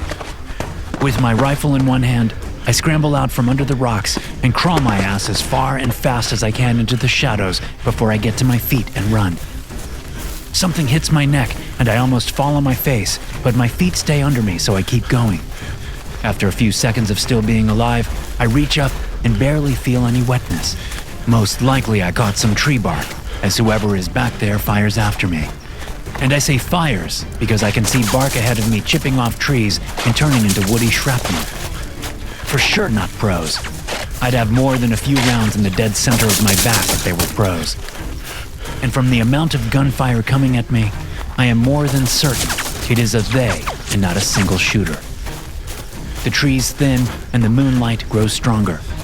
I begin to weave in and out of the trees instead of running straight out. I need the cover now that I'm even more exposed. I skid to a stop just before I tumble over the edge of a steep drop. Down below is a river whose name I can't remember. Privet or Privyat or Prinyat, or who cares? Dirt kicks up at my feet and I can hear the gunshots now. My ears are still ringing pretty bad, but sounds are finally getting through. Sounds like shouting from at least 3 different men. Shouting in Russian for sure. I turn and run alongside the edge of the drop until I reach a good-sized thicket of bushes. Slipping in there, I sling my rifle over my shoulder and switch it out for Randolph's. It may be fitted to him, but it's still the best rifle I have. Better than mine, which has always bugged me until now. Squeezing myself between the tangled branches of the bushes, I try to make myself as invisible as possible. The fact that the bushes aren't being torn to shreds by gunfire means they lost sight of me at some point. They must have still been back in those trees a ways when I ducked in here. Minutes fly by, then I hear whispering. I angle my view and can see 4 men come out of the woods. 2 stay back, and it looks like one is helping the other stay upright. Maybe I did hit someone when I fired blind back at the outcropping. 2 men break from the group and follow my tracks to the edge of the drop. They kneel, talk to each other, then point to where the tracks lead, which is me. They talk loudly, almost like they want me to hear them. Then they both laugh. A taunt. My Russian is minimal, but I can make out some of the words and phrasing. They certainly aren't trying to stay quiet. Their voices easily carry to my hiding place, if it can still be called that. My blood runs cold at what I think they are saying. If I'm right, then Torsten and James are dead too, having been run down or caught or shot or something like that. Both men stop talking, stand, point at my hiding place, and raise their weapons. I have seconds to do something. But before I take aim and fire, several things happen all at once. A wolf howls from not too far away. One of the 4 men drops to a knee and slumps low as he clutches his side. His buddy, who had been helping him stand, crouches next to him, asking him questions in Russian. The man shakes his head and cries out. The 2 men that were about to open fire on me lower their weapons as they walk back to check on their friend. Then a chorus of wolf howls fills the air and the 2 men pause, their weapons back up and now swinging back and forth as the howls echo around them. Then Mikhail steps out of the woods about 30 yards away from them. I can tell that none of the Russians have a clue he's even there, though he isn't trying to hide himself and he's walking straight at them. Finally, one of the Russians notices Mikhail and calls out to him. Mikhail raises a hand in greeting but doesn't respond. The Russian calls out again, and Mikhail shakes his head as he points at his ear. The Russian looks annoyed at the gesture and stomps toward Mikhail, closing the distance between them. The Russian on the ground cries out again, then fully slumps onto his side. The moonlight illuminates the man's blood-soaked shirt. Yeah, I definitely got him. Good for me. With obvious panic in his voice, the Russian kneeling by the wounded man calls out to the one walking toward Mikhail. That Russian pauses and looks back over his shoulder, then nods. When he turns back, Mikhail is right there in front of him. The wolves howl again, and before any of the Russians can move a muscle, Mikhail grabs the Russian in front of him and yanks him closer, sinking his teeth into the man's neck. Blood spurts high into the air, looking like a black geyser in the moonlight. The Russians, not wounded, stare at the scene for a second, then they scramble for their weapons. But they are too late. A dozen massive wolves break from the tree line and attack the Russians with a ferocity that makes my knees weak. I've seen some shit. I've done some shit. But what the wolves do to those Russians is beyond description. I know wolves, and these do not act like regular wolves. There is no circling, there's no testing their prey's defenses, there's no communication or coordination between them.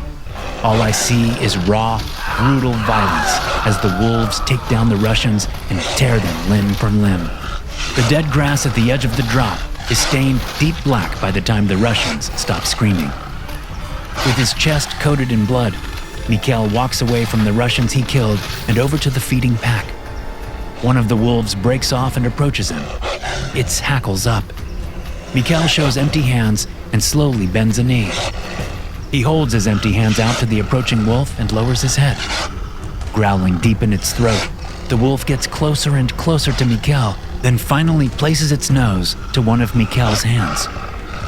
With a yip and a sharp bark, the wolf stops growling, then runs past Mikhail to the dead Russian. 2 other wolves join the first one, and they tear into the body with enthusiasm. I just wait here in the bushes and try to keep from pissing myself. Not because of embarrassment or even discomfort, but because if I let my bladder loose, those wolves will smell my urine instantly. And considering the smallest of the wolves is bigger than me, I do not want them getting curious about my location. 30 minutes slip by as the wolves continue to feast. Then an hour. 2 hours. Nearly 3 hours go by before the wolves have satiated their appetites and, one by one, they slip back into the forest. Across the river, a sliver of light appears. It's already nearly dawn. Daylight is not going to be my friend. I need to move and get back into the cover of the trees before the sun fully rises, or I'll be the easiest thing in the world to spot. My only problem is Mikhail is still here. He's slowly going through the Russians' gear and consolidating everything he wants into one of their packs. What I need is for him to turn his back so I can get away.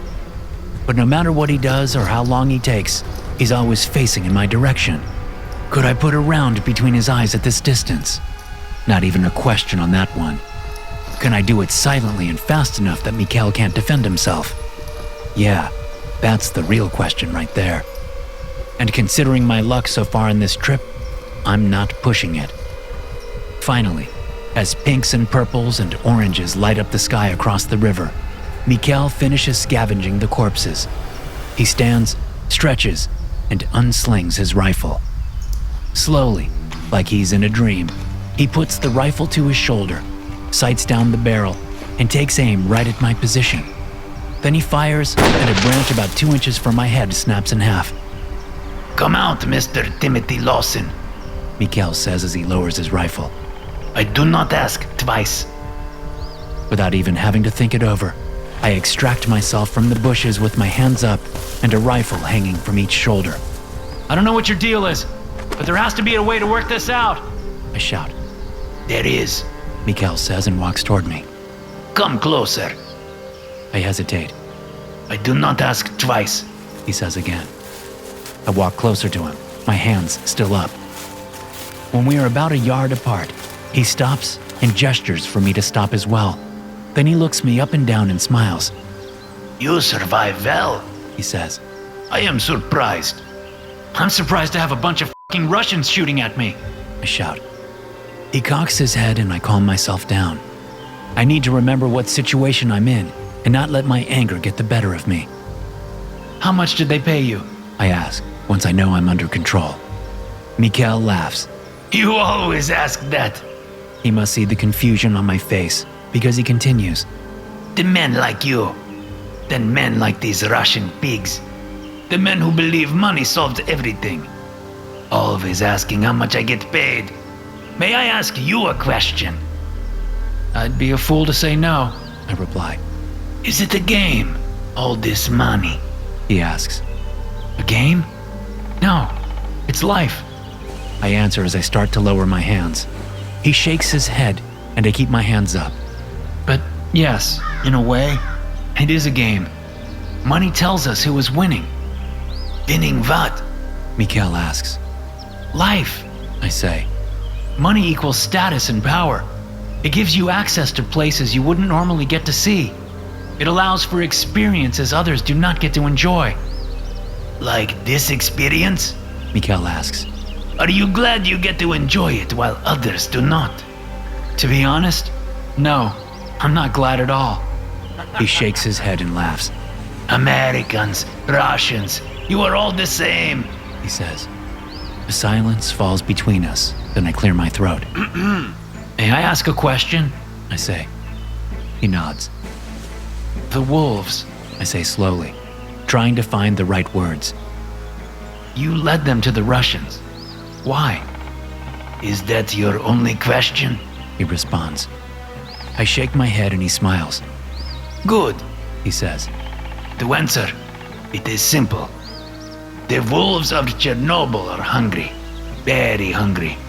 But as the land has changed them, their appetites have changed as well.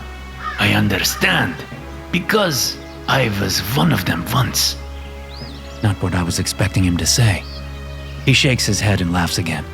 No, I am not wolf monster man, he says. I was small child and lost when the wolves found me. They saved me and kept me fed for months before I was found by my family. But I learned a lot of their ways during that time. I also learned what they eat. He spreads his hands out to indicate the nearly picked clean bodies of the Russians. Then he hooks a thumb over his shoulder toward the forest. I bring them food now. Mikhail continues. If I do not, then they will eventually sneak into the villages and farms close by and detect the people there. The wolves of Chernobyl are hungry, and they must be fed.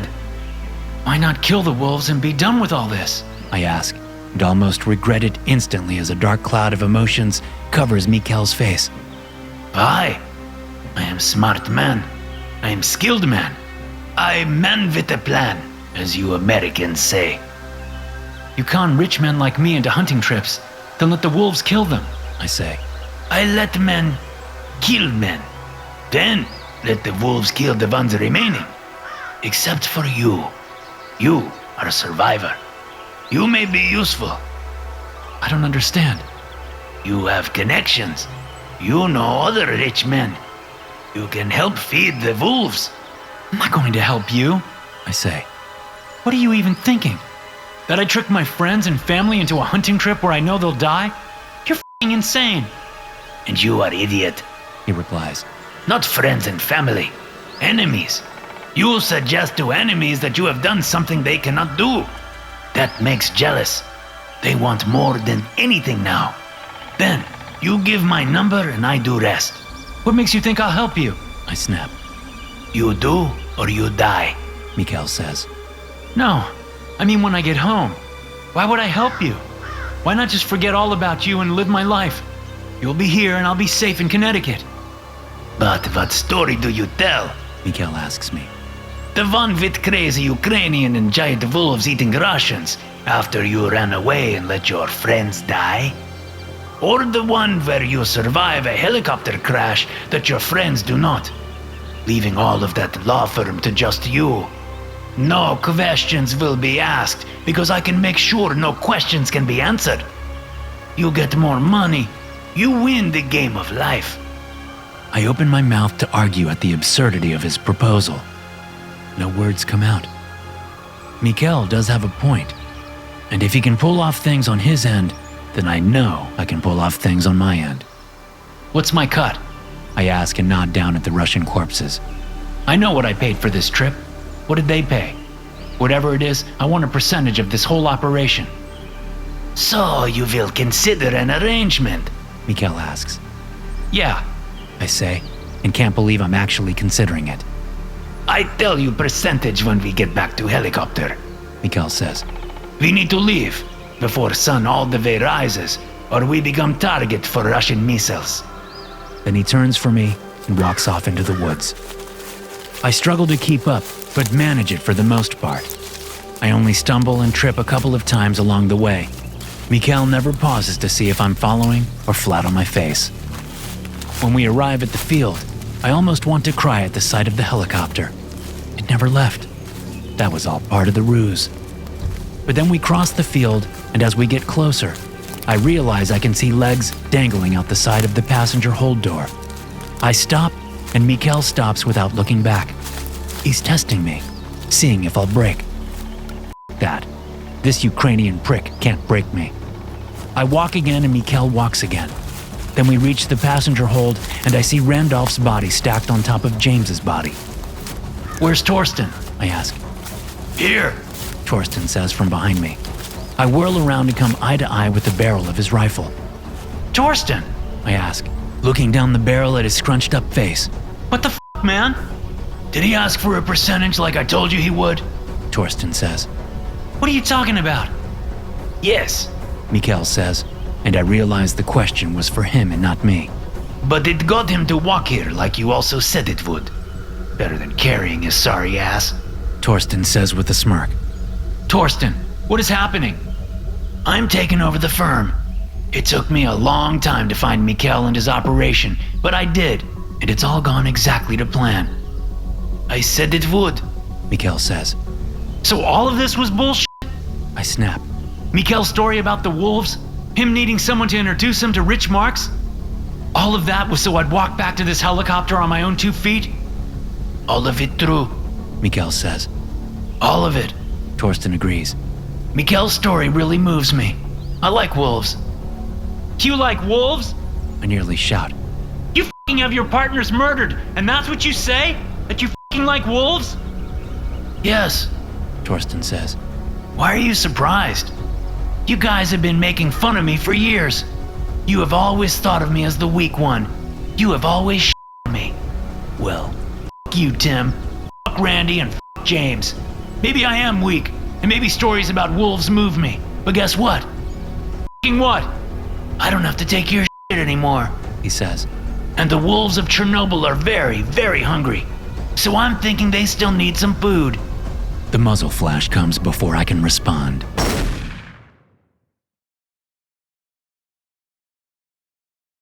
Donovan hits the brakes hard, nearly sending Carter face first into the dashboard. Hell, dude! Carter exclaims. What the f***? I missed the turn. Donovan says as he puts the car in reverse. Or tries to. He grinds the gear shift over and over, his foot pressing the clutch all the way to the floorboard to get it to engage. Finally, the transmission obeys, and the old 1996 Toyota Camry begins to slowly move backwards. There's a high-pitched noise that originates from under the car, but sounds like it's lodged in both men's brains. You need to have that looked at. Carter cries out over the noise.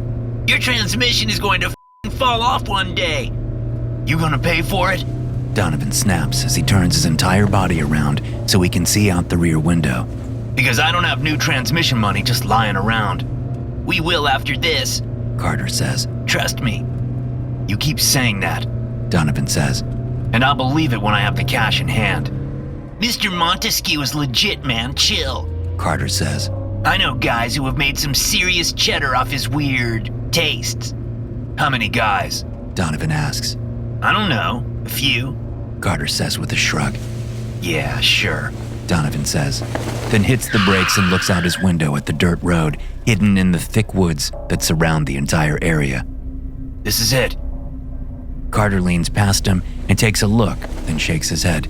Maybe we should come back in the daylight, Carter suggests. Are you joking? Donovan asks. It took us 6 days to get this guy to pick up his phone. He said tonight was the night we can make the buy. Not tomorrow after lunch, tonight. I know, Carter replies. It just looks a little Texas Chainsaw Massacre-y. Yeah, well, this is the gig, so chainsaws or not, we're going in. Making the buy, then heading straight for Montesquieu's place for our payout. Donovan says as he cranks the wheel. You got the money? In the backpack, in the back seat, Carter says, obviously irritated by the question. That's the 8th time you've asked since we left the city. And I'll probably ask a 9th time, Donovan responds. Don't say it, Carter says and holds up a finger as Donovan puts the gear shift in first and eases the car down the dark dirt road. I wasn't going to say anything. Yeah, you were. I know you. If I was going to say something, I would have said it. Carter shakes his head. But if I was going to say anything, Donovan says, I'd remind you how Mazatlan turned out when you said you had the money, and guess what? You didn't. I knew it! Carter exclaims. Always with Mazatlan. It cracks me up how you get offended when I bring that up, Donovan says. You weren't the one with the chain wrapped around his ankles and suspended over a pit of crocodiles, now were you? Yet, if I bring up Mazatlan, you act all butthurt over it like your life nearly ended. And I keep telling you that you were never really in any danger. And I keep telling you to choke on your own tongue if you actually think that's true. Those dudes were very much going to drop me into that pit if Jackie hadn't come through at the last minute. Carter shrugs and looks out of his window at the inky blackness of the woods that drift by. Hold on, Carter says and grabs Donovan's arm. Stop the car for a second. We're already late, Donovan replies. I'm not stopping. Definitely not stopping out here in the middle of nowhere. When I see house lights and evidence of civilization again, then I'll stop. No, seriously, I saw something back there, Carter says, craning his neck around so he can see back behind the car. Stop, man. What did you see? Donovan asks. I don't know. Something moving in the trees. You saw something moving in the trees? Yeah. And you don't know what that something is? No, that's why I want you to stop. So stop, man. Let me see if I have this straight, okay? We are driving down a dirt road that is nearly impossible to see from the main road. Not that I'd call that shitty rural highway the main of anything, considering it's made of mostly potholes. It's the middle of the night. No one except some eccentric rich dude knows where we are. And you want to stop this car, the only thing between us and whatever the is out there, so you can figure out what you saw moving among the trees because you are obsessed with weird at night. Am I right? Does that sum it up? Pretty much. Carter says. But if you're too scared to pull over... Nice try, dildo, Donovan says with a laugh. You aren't going to ego trip me into pulling this car over. We're late. It's dark as and whatever you saw could either not exist at all, or, if it does exist, it has fur and fangs and claws and You just described a bear, Carter says. I know I did. Because maybe that's what you saw, moron. Donovan exclaims. Which makes stopping and checking it out a very dumb idea. Whatever, Carter says and crosses his arms over his chest as he leans back into his seat. I don't even know why you do this with me anymore. You always complain. You always act like I'm trying to get you killed. You're only happy when we get paid. It's like you don't find our line of work fun at all. Line of work? There is no line of work. Donovan snaps. We take jobs picking up weird for weird motherfuckers where the pay is just okay. If they pay us at all. Now you want to bring up Sure. Carter says and throws up his hands. Why are you always like this? We have survived every job and gotten paid for every job except for one. And that's because Sure died of a heart attack, man. Dead men can't pay. But live ones don't care that dead ones don't pay. Donovan shouts. He holds up his right hand and shoves it at Carter. What the live men care about is what they get what they are owed when they are owed it. Or they cut off half a pinky finger and make you eat it. Carter is silent for a second, then nods. Yeah, you got me there, Carter says. Sorry about your pinky, man. Sorry doesn't pay the bills, see? Donovan says, and places his 4.5 fingers, plus the rest of the hand, back on the steering wheel. Sorry doesn't grow back fingers. I know, which is why Montesquieu paid us half up front.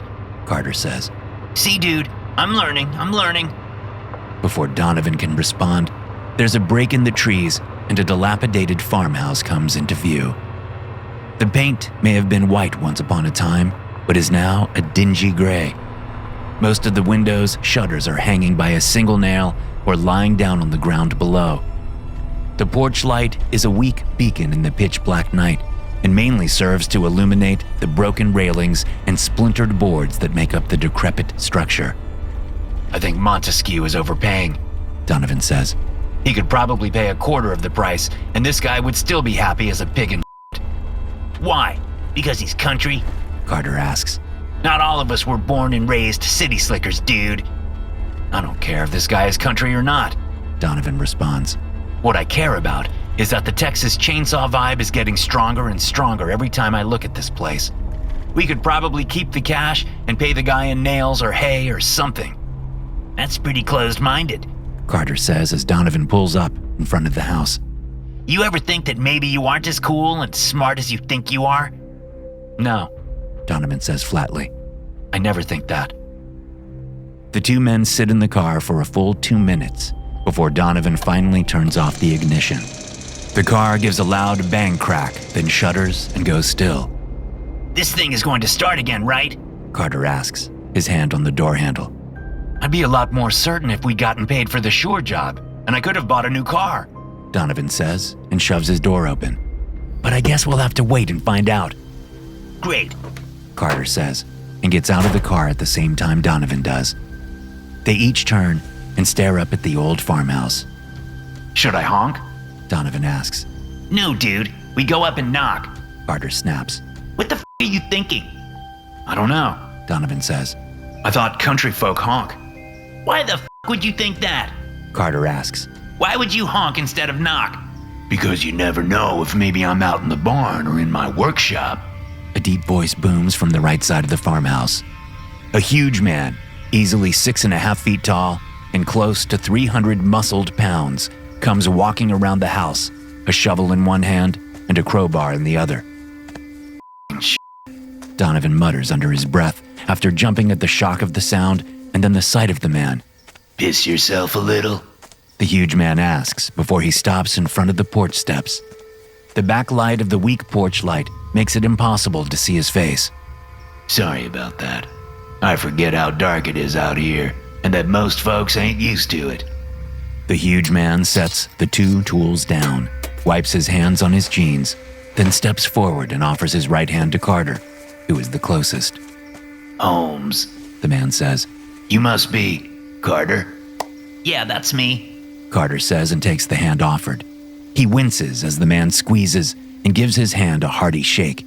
Good to meet you, Holmes, is it? Carter responds. Just like the detective. Holmes says and lets Carter's hand go. Carter tries not to look relieved that his hand is free. He definitely tries to not rub the hand as circulation returns to his fingers. And you are Donovan. Holmes says. He rounds the rear of the car and offers his hand to Donovan.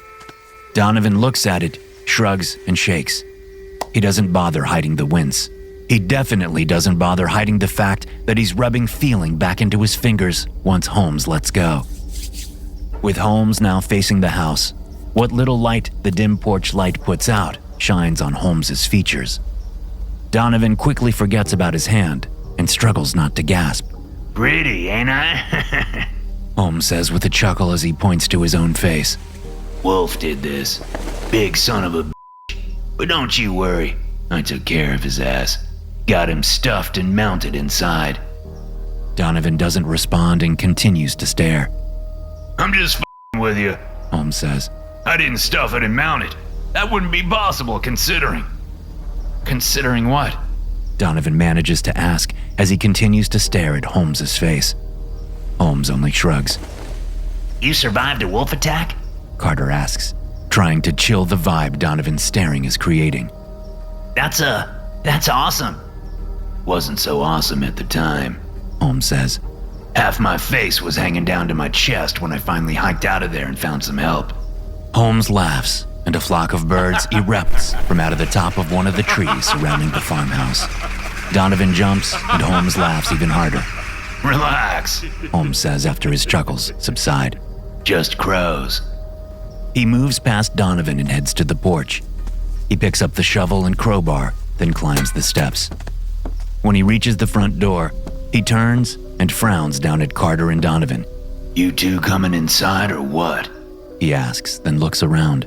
His eyes, two gleaming orbs and a mass of scar tissue. Probably a good idea. Crows ain't the only things awake right now. What the f does that mean? Donovan whispers. I'm sure he's talking about coyotes and bears and Carter replies. Sure. Holmes says. Coyotes and bears and Yeah, that's what I'm talking about. Holmes opens the front door and walks into the dark house. His bulk lost from sight the second he's off the porch. Come on, I got things to do and you two are holding me up. Holmes shouts from inside the house. Dude, Donovan hisses. I know, this guy is creepier than our usual encounters. Carter says. You think? Donovan snaps. A branch snaps somewhere out in the forest, and the sound of leaves rustling echoes out into the driveway. This. Donovan says. We should go. Oh, boo-hoo. Carter says and walks to the porch. City boy is scared of the local wildlife. Poor baby. You see? Donovan says as he hesitates, then follows Carter up onto the porch. The two men pause outside the open front door. Come on in. Holmes shouts from somewhere inside. The cash. Carter says, and rushes back to the car, leaving Donovan alone outside the front door. Dude! Donovan says. You forgot too. Carter calls from the back seat of the car. Then he emerges with the backpack and holds it up. All good. Nothing is all good about this. Donovan says when Carter returns to the porch. Well, we just have to suck it up and make the deal. Then we can get the out of here. Carter says. Y'all want tea or coffee or something? Holmes asks, suddenly appearing right inside the front door. Donovan shouts. Holmes smirks. Chamomile it is. Holmes says and walks off. You two are jumpy as and need to calm down. Carter takes a deep breath and steps over the threshold, the backpack clutched to his chest like a shield. When nothing happens, Carter lets out the breath and continues walking down the hallway toward where the only light is coming from. I make mine with honey and milk. Holmes yells to them. That okay with you two? Sure, honey and milk is just fine. Carter says. Donovan waits a second, then follows. I am not drinking anything he gives us. Donovan says quietly when he catches up to Carter. No, Carter says. but it'd be rude to say no. And I don't want to be rude to this guy, do you? Donovan doesn't answer. He just shakes his head as his attention is drawn to the many photographs framed on the walls. Then he sees a very specific photograph of a lion leaping at a wildebeest, the two animals about to collide in a flurry of violence only moments away. Yet, will never happen as the two beasts are forever suspended in time by the photo. Hold the on, Donovan says and leans closer. Then he takes out his phone and turns on the flashlight to get a better look. This won the National Geographic Award for photography in 1993.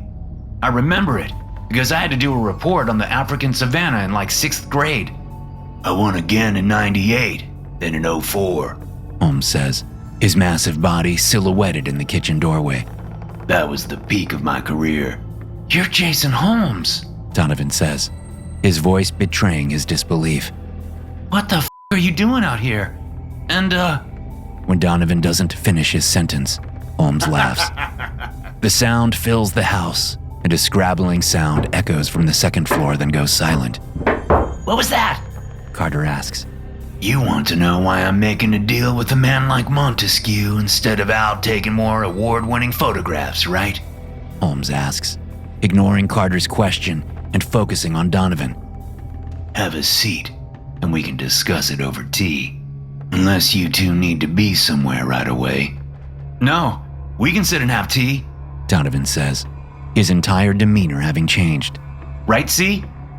Is someone up there? Carter asks, staring up at the ceiling. Dude, this is Jason Holmes. Donovan says, and whacks Carter on the shoulder. This is crazy cool, so stop being weird. You didn't hear that? Carter asks.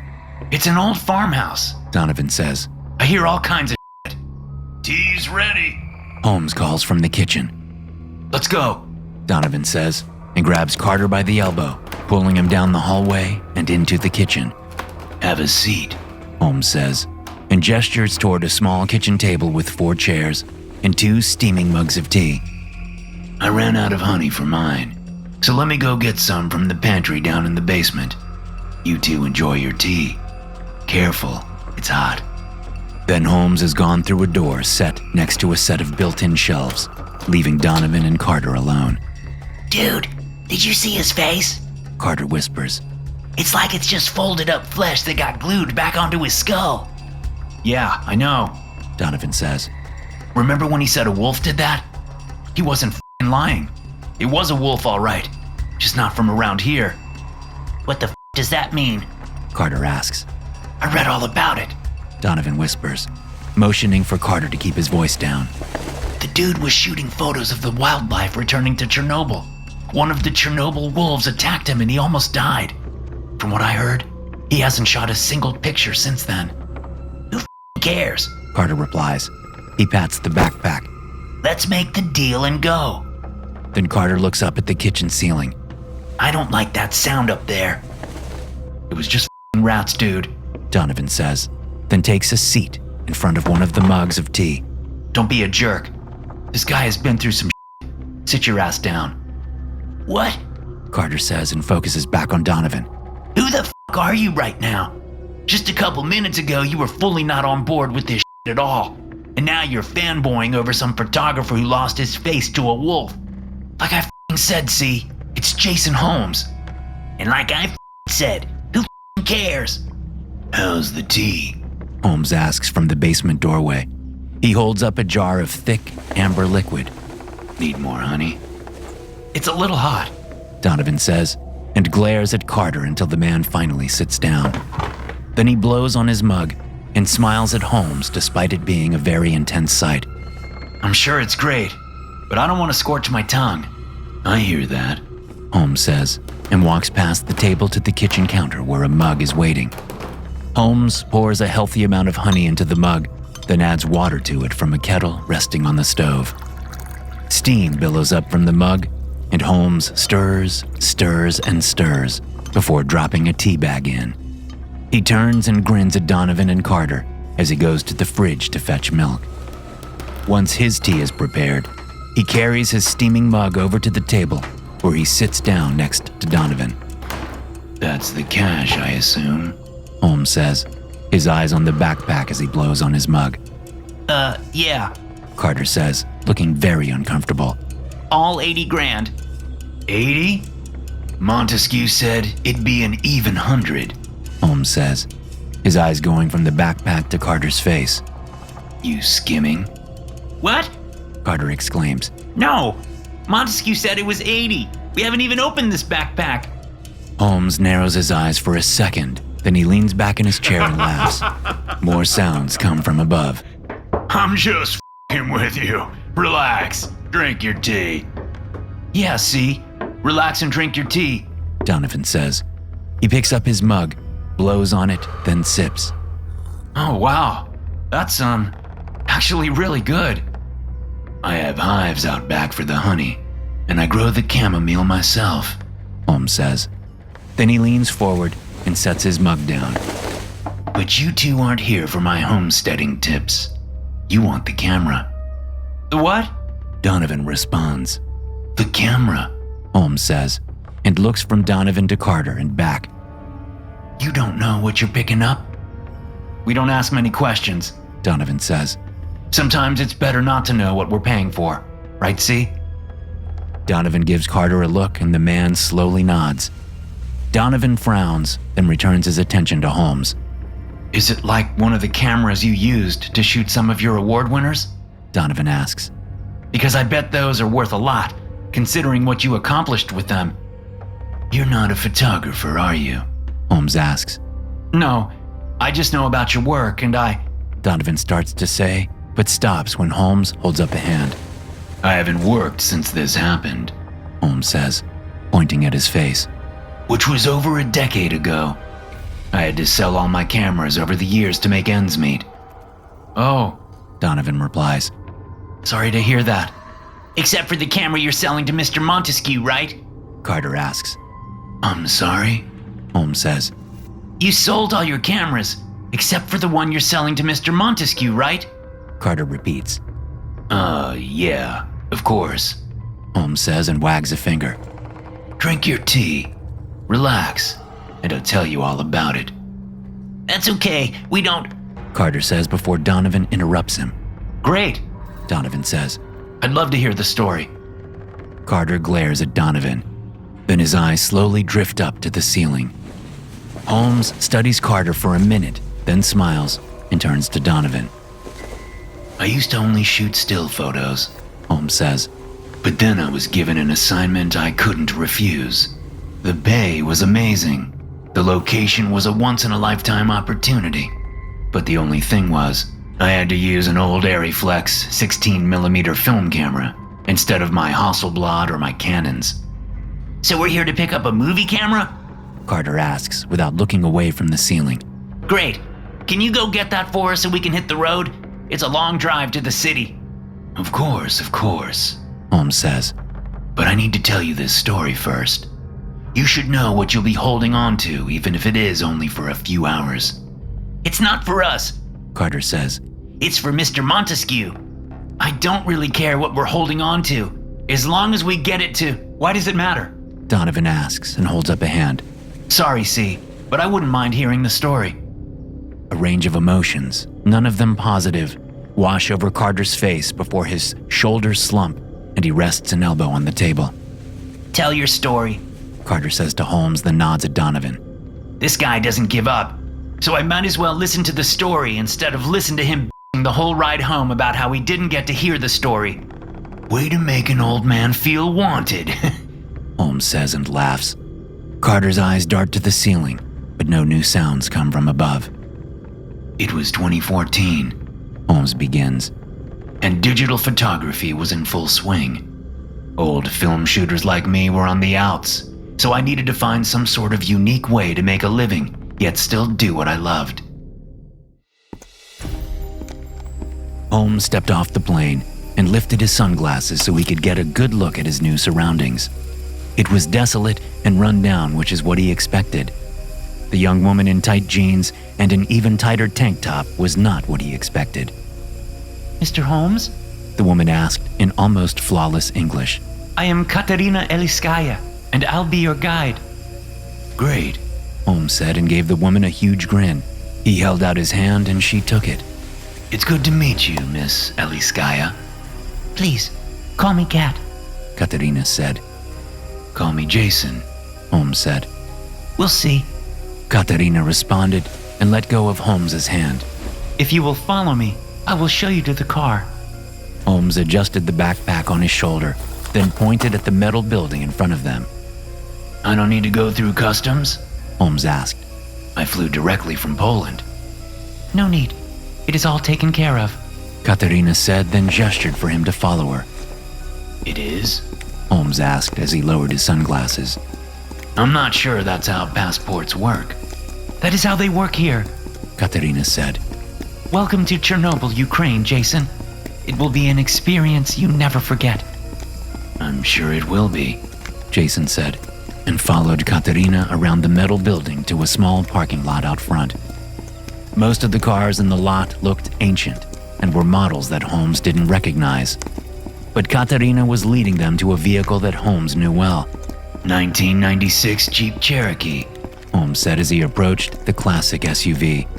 I used to have one just like it. How'd you get one over here? This is Ukraine, Jason. Katerina said as she unlocked the passenger door for him. Not Siberia. Although, I am sure if someone in Siberia wants one, they can get one. The world isn't as closed off as you think. Except for here, Holmes said, and tossed his backpack into the Jeep. The Chernobyl containment zone. That's about as closed off as places get. And yet, you are lucky enough to be escorted inside the zone by me, Katerina replied. proving my point. You got me on that one, Holmes said and hopped in. Katerina started up the Jeep, and the straight six engine roared to life. I was told a camera would be waiting for me, Holmes said. It is in the back. Katerina responded, and Holmes noticed the shift in tone in her voice. Is something wrong? Holmes asked, as Katerina drove them out of the parking lot and away from the rundown airport. Is there not enough film? Plenty of film. Katerina said, taking a left at the first intersection. And there is nothing wrong, as long as you follow some simple rules. Like? Holmes asked, a grin on his face and a laugh in his voice. The ice-cold eyes Katerina turned on Holmes killed the laugh and wiped the grin off his face. I am not joking, Katerina said, her eyes locking with Holmes's a second longer than he was comfortable with. Then she returned her gaze to the road and the very sparse traffic it held. Rule number 1 is that you only film what you want to capture. Katerina said. Rule number 2 is... Whoa. Holmes interrupted. Back up. What the f*** does that first rule even mean? Only film what you want to capture? Katerina frowned, but did not look over at Holmes. Were you not told about the camera? She asked. My employer has been cryptic when it comes to details. But I did my homework on the camera so I'd be prepared, Holmes said. An Arriflex 416 16mm film camera. It can shoot from 1 to 75 frames per second. It is surprisingly good in dark environments when using the Kodak. You will not be using commercial film stock, Katerina said. It does not survive the camera. Survive the camera? Holmes laughed and didn't care when Katerina side-eyed him. This gets better and better. Okay, how about you finish the rules, then I'll ask questions. That was the plan, Katerina said. She cleared her throat as she turned right onto a dirt road. Rule number 2 is, you wear your protective gear at all times, and you never open the camera without gloves. Sounds like 2 rules in 1 there, Holmes said, then held up his hands. Sorry. Continue. Rule number 3 is you do not develop the film during the night, she said. You must develop the film during the day, so you have a chance to destroy it if needed. Holmes opened his mouth, then shut it quickly. Rule number 4 is that you never ever watch the developed film alone or at night. Katerina continued. Rule number 5 is if you disregard any of these rules, do not come looking for help. You will not find it. You will be on your own, and once on your own, there is only one way to survive. Holmes dutifully waited for Katerina to continue. After she took 2 more turns onto 2 other dirt roads, Holmes spoke up. That's a lot to take in. Holmes said. Can I ask questions now? You may, yes, Katerina said. but I do not agree to answer any of them. And if I do answer them, it will be in my way, and you will have to settle for that. Sure. Holmes said and narrowed his eyes. Let's start with practical. Why doesn't commercial film stock survive the camera? It is hot. Katerina answered. The camera was found just outside the Chernobyl reactor 3 weeks after the accident. That was a decade ago. Holmes said. And the camera is still radioactive? That is how radioactivity works, yes. Katerina responded. There is special film that does work inside it. But that film is hot as well, and there is only so much left. I do not know who your employer is, but they are very well connected if they are able to secure the use of this camera. Okay. Holmes said. Now I understand most of the rules. They're related to the radioactive contamination on the camera and film. Katerina did not respond. Right? That does not matter. Katerina said with a shrug. What matters is you follow the rules. Can you do that? Are you providing the gloves and hazmat suit? Holmes asked. They are in the back. The camera and film are in their own crate. Katerina replied. Then she slowed the jeep and pulled off the road. We are here.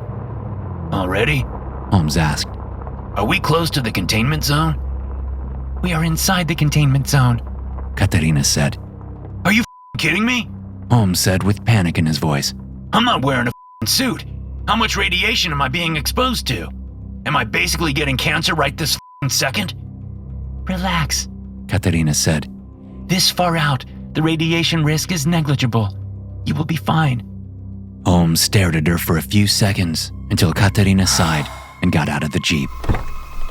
Come along, Jason, Katerina said. You are burning daylight. Holmes reluctantly got out of the jeep and walked around to the back where Katerina was opening the hatch, then opening a large metal case. Inside was an Arriflex 416 film camera and 6 magazines of film. Then she grabbed a duffel bag next to the crate and tossed it on the ground. Hazmat suit, put it on. She ordered. Over my clothes? Holmes asked. Over your underwear, unless you want to bake to death inside the suit. Katerina said. Do not be modest. I do not care about what boxer shorts you wear. I'm more of a briefs guy, Holmes said and laughed. Sorry. Yeah, I know the drill. I've done several volcano shoots before, so it's similar. Katerina smiled politely and walked back to the front of the jeep and leaned against the driver's side door. Holmes took that as his cue to strip down and suit up. In minutes, he was encased in thick plastic. Once suited up, Holmes picked up the camera and looked it over. It was about the size of a large toaster with a lens sticking out from one end. He put the viewfinder up to the clear plastic on the front of the suit's hood. He had to press hard to get the viewfinder to line up with his vision and be close enough for him to see anything. After fiddling with the knobs and dials, Holmes felt like he was ready to get to work. He loaded up the extra film into the pouches on his suit, then walked awkwardly over to Katerina. Where's your suit? He asked. I do not have one, She replied. I am not going with you. Wait, what? Holmes asked. You're my guide. And I guided you this far. Katerina said. Personally, if not for being paid, I would have nothing to do with this job or that camera. You act like it's cursed or something. Holmes said. Katerina shrugged.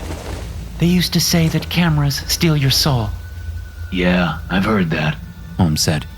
You don't believe this camera can do that, do you? I sure hope you don't. You don't seem like you're crazy. Katerina shrugged again, then got into the jeep. I'll be waiting here. But if the sun goes down before you return, and you are on your own, You'll leave me here at night alone? Holmes asked. you are never alone in the containment zone. She said, and gave him a sad smile. Good luck. Which way? Holmes asked. Katerina pointed into the woods. Straight ahead. Once you see the concrete structure, do not go further. You should not have to anyway. There is plenty of wildlife to shoot in these woods. Like I said, you are never alone. Holmes waited for her to say more. When she didn't, he nodded, then walked off, loaded down by the camera and film. After a few yards of walking, he turned and saw Katerina watching him carefully. Hey! He shouted. I didn't ask about that first rule. What does it mean? It means that what the camera captures, it keeps. Katerina called back. What the does that even mean? Holmes mumbled to himself, then turned and started walking again. It was nearly impossible to stay quiet in the suit, so after about a kilometer into the woods, Holmes decided to look for a place to stop so his walking in the hazmat suit didn't scare off the wildlife. After a few more meters, he came to a fallen tree that looked like a good place to set up.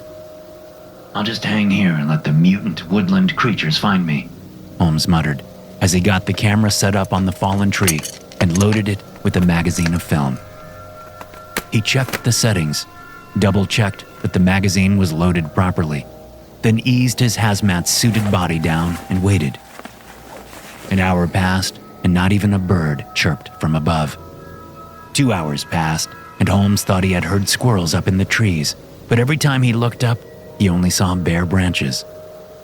By the time Holmes was ready to give up, it had been 6 hours, and the sun was lowering in the sky. He calculated that if he broke down now and hiked back, he'd make it to the Jeep well before the sun set. So he stood and was about to grab up the gear when he saw it.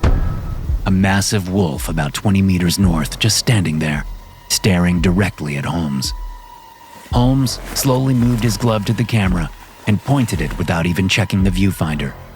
He had been alone with the camera for 6 hours, so he knew every single angle the lens would capture, and the wolf seemed to be standing dead center, ready for his close-up. The wolf did not move a muscle. For the entire length of the film inside the magazine, the wolf stood there, staring directly at Holmes. Then, when Holmes heard the clicking of the end of the film inside the magazine, he looked down at the camera and shut it off. When he looked back up, the wolf was gone. Holmes didn't know if he was incredibly lucky or incredibly unlucky. Yes, he captured an insanely rare sighting of a Chernobyl wolf, but at the same time, the wolf only stood there, which did not exactly make for compelling filmmaking. But it was the shot he got, and he was grateful he got anything, considering that the day was quickly ending. Yet, the disappointment over the lack of action stuck with him the entire hike back to the Jeep. It consumed him as Katerina drove them back to the rundown hotel that sat next to the rundown airport.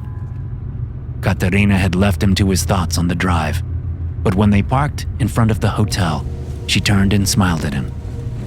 You survived the day, Jason, She said. We should celebrate. They have a bar inside. Would you like to get a drink with me? His mind still on the wolf footage, Holmes frowned and shook his head. It's been a long couple of days of travel, and then driving right into work, Holmes said. Maybe a rain check on the drink? You are serious?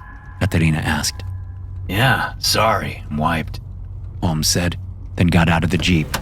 He grabbed his backpack and nodded toward the Jeep's back hatch. Is it unlocked? Why? Katerina asked. Because I'm bringing the gear in with me. Holmes said. No way I let that camera or the film out of my sight. I'll bring it back to you in the morning, Katerina said, all hospitality gone from her face and her voice. I'd rather it stay with me, Holmes said. Katerina looked like she wanted to argue, but she didn't. She got out, unlocked the back hatch, and stepped aside as Holmes grabbed the case out and lugged it to the hotel entrance. See you at what time? He asked over his shoulder, and was answered by squealing tires as Katerina sped away. Okay. He muttered, then lugged the crate into the hotel lobby. Check-in was easy, and Holmes was up in his room in minutes. He stripped down, showered, put on fresh clothes, then sat in the one chair in the room and stared at the crate. An hour went by before he called down to the front desk. I need protective gloves. Do you have any? He asked. Of course. the front desk clerk answered. I will send them up. Holmes laughed to himself at how easy that was. But then again, they were near the worst nuclear power plant accident in human history, so it stood to reason that they would have protective gear around. As soon as the gloves were delivered, Holmes put them on and opened the case. He lifted the tray with the camera and magazines on it, one of which he'd personally labeled as Wolf. Setting the tray aside on the rug, Holmes smiled at what was underneath. Bingo, he said as he pulled out the developing equipment and chemicals. He'd known an old documentary filmmaker years ago who always did his developing in the field as soon as he was done shooting, so Holmes wasn't surprised that the gear was in the crate. Once you have suffered the heartbreak of losing your footage before it can be developed, you never want to suffer like that again, the old filmmaker had said to Holmes. Holmes took it to heart and did the same with his still photography. He'd never developed film stock before, but he knew the basics. It took him an hour to get the bathroom set up as a darkroom. Then he took the Wolf magazine into the bathroom, along with the equipment and chemicals, closed the door, turned out the light, and got to work. Holmes was used to working by feel in total darkness, and he got the film reel into the developing canister without a problem. When his timer went off, he drained the developer liquid, then added the fixer. After the next timer, Holmes rinsed the negatives thoroughly with tap water. Then he flicked on the overhead light and worked out how to dry the film. There was a lot of cursing and failed attempts, but Holmes was able to get the film strung from the shower rod to the medicine cabinet, over the back of the door, then back to the sink. He had to squeeze his bulk under and around the film to get out of the bathroom, and when he was finally finished, he was exhausted, so he stripped to his briefs and crawled into bed. Except sleep didn't come.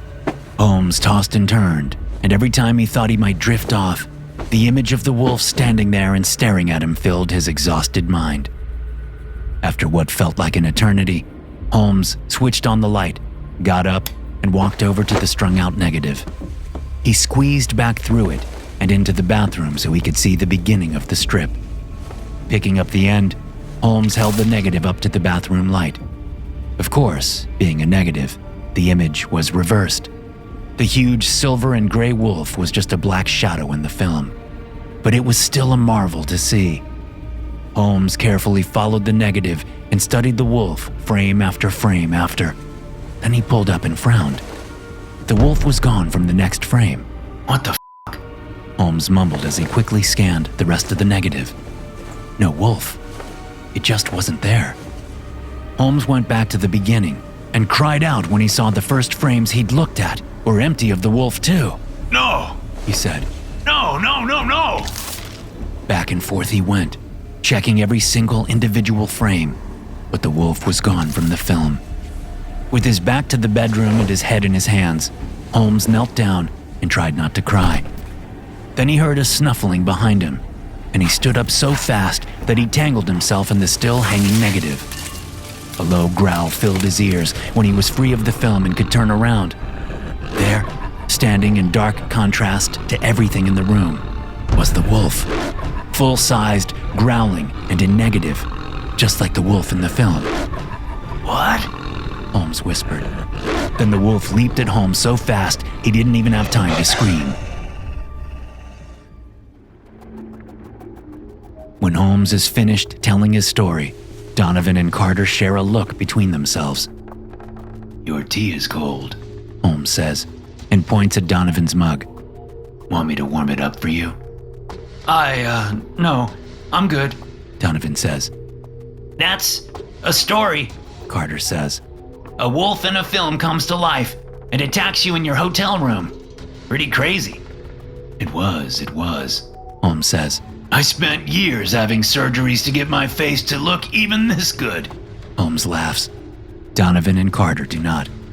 But I thought, and I'm only saying this because I read it somewhere, Donovan says, even though Carter is staring daggers at him to stay quiet, that you were attacked in the woods near Chernobyl.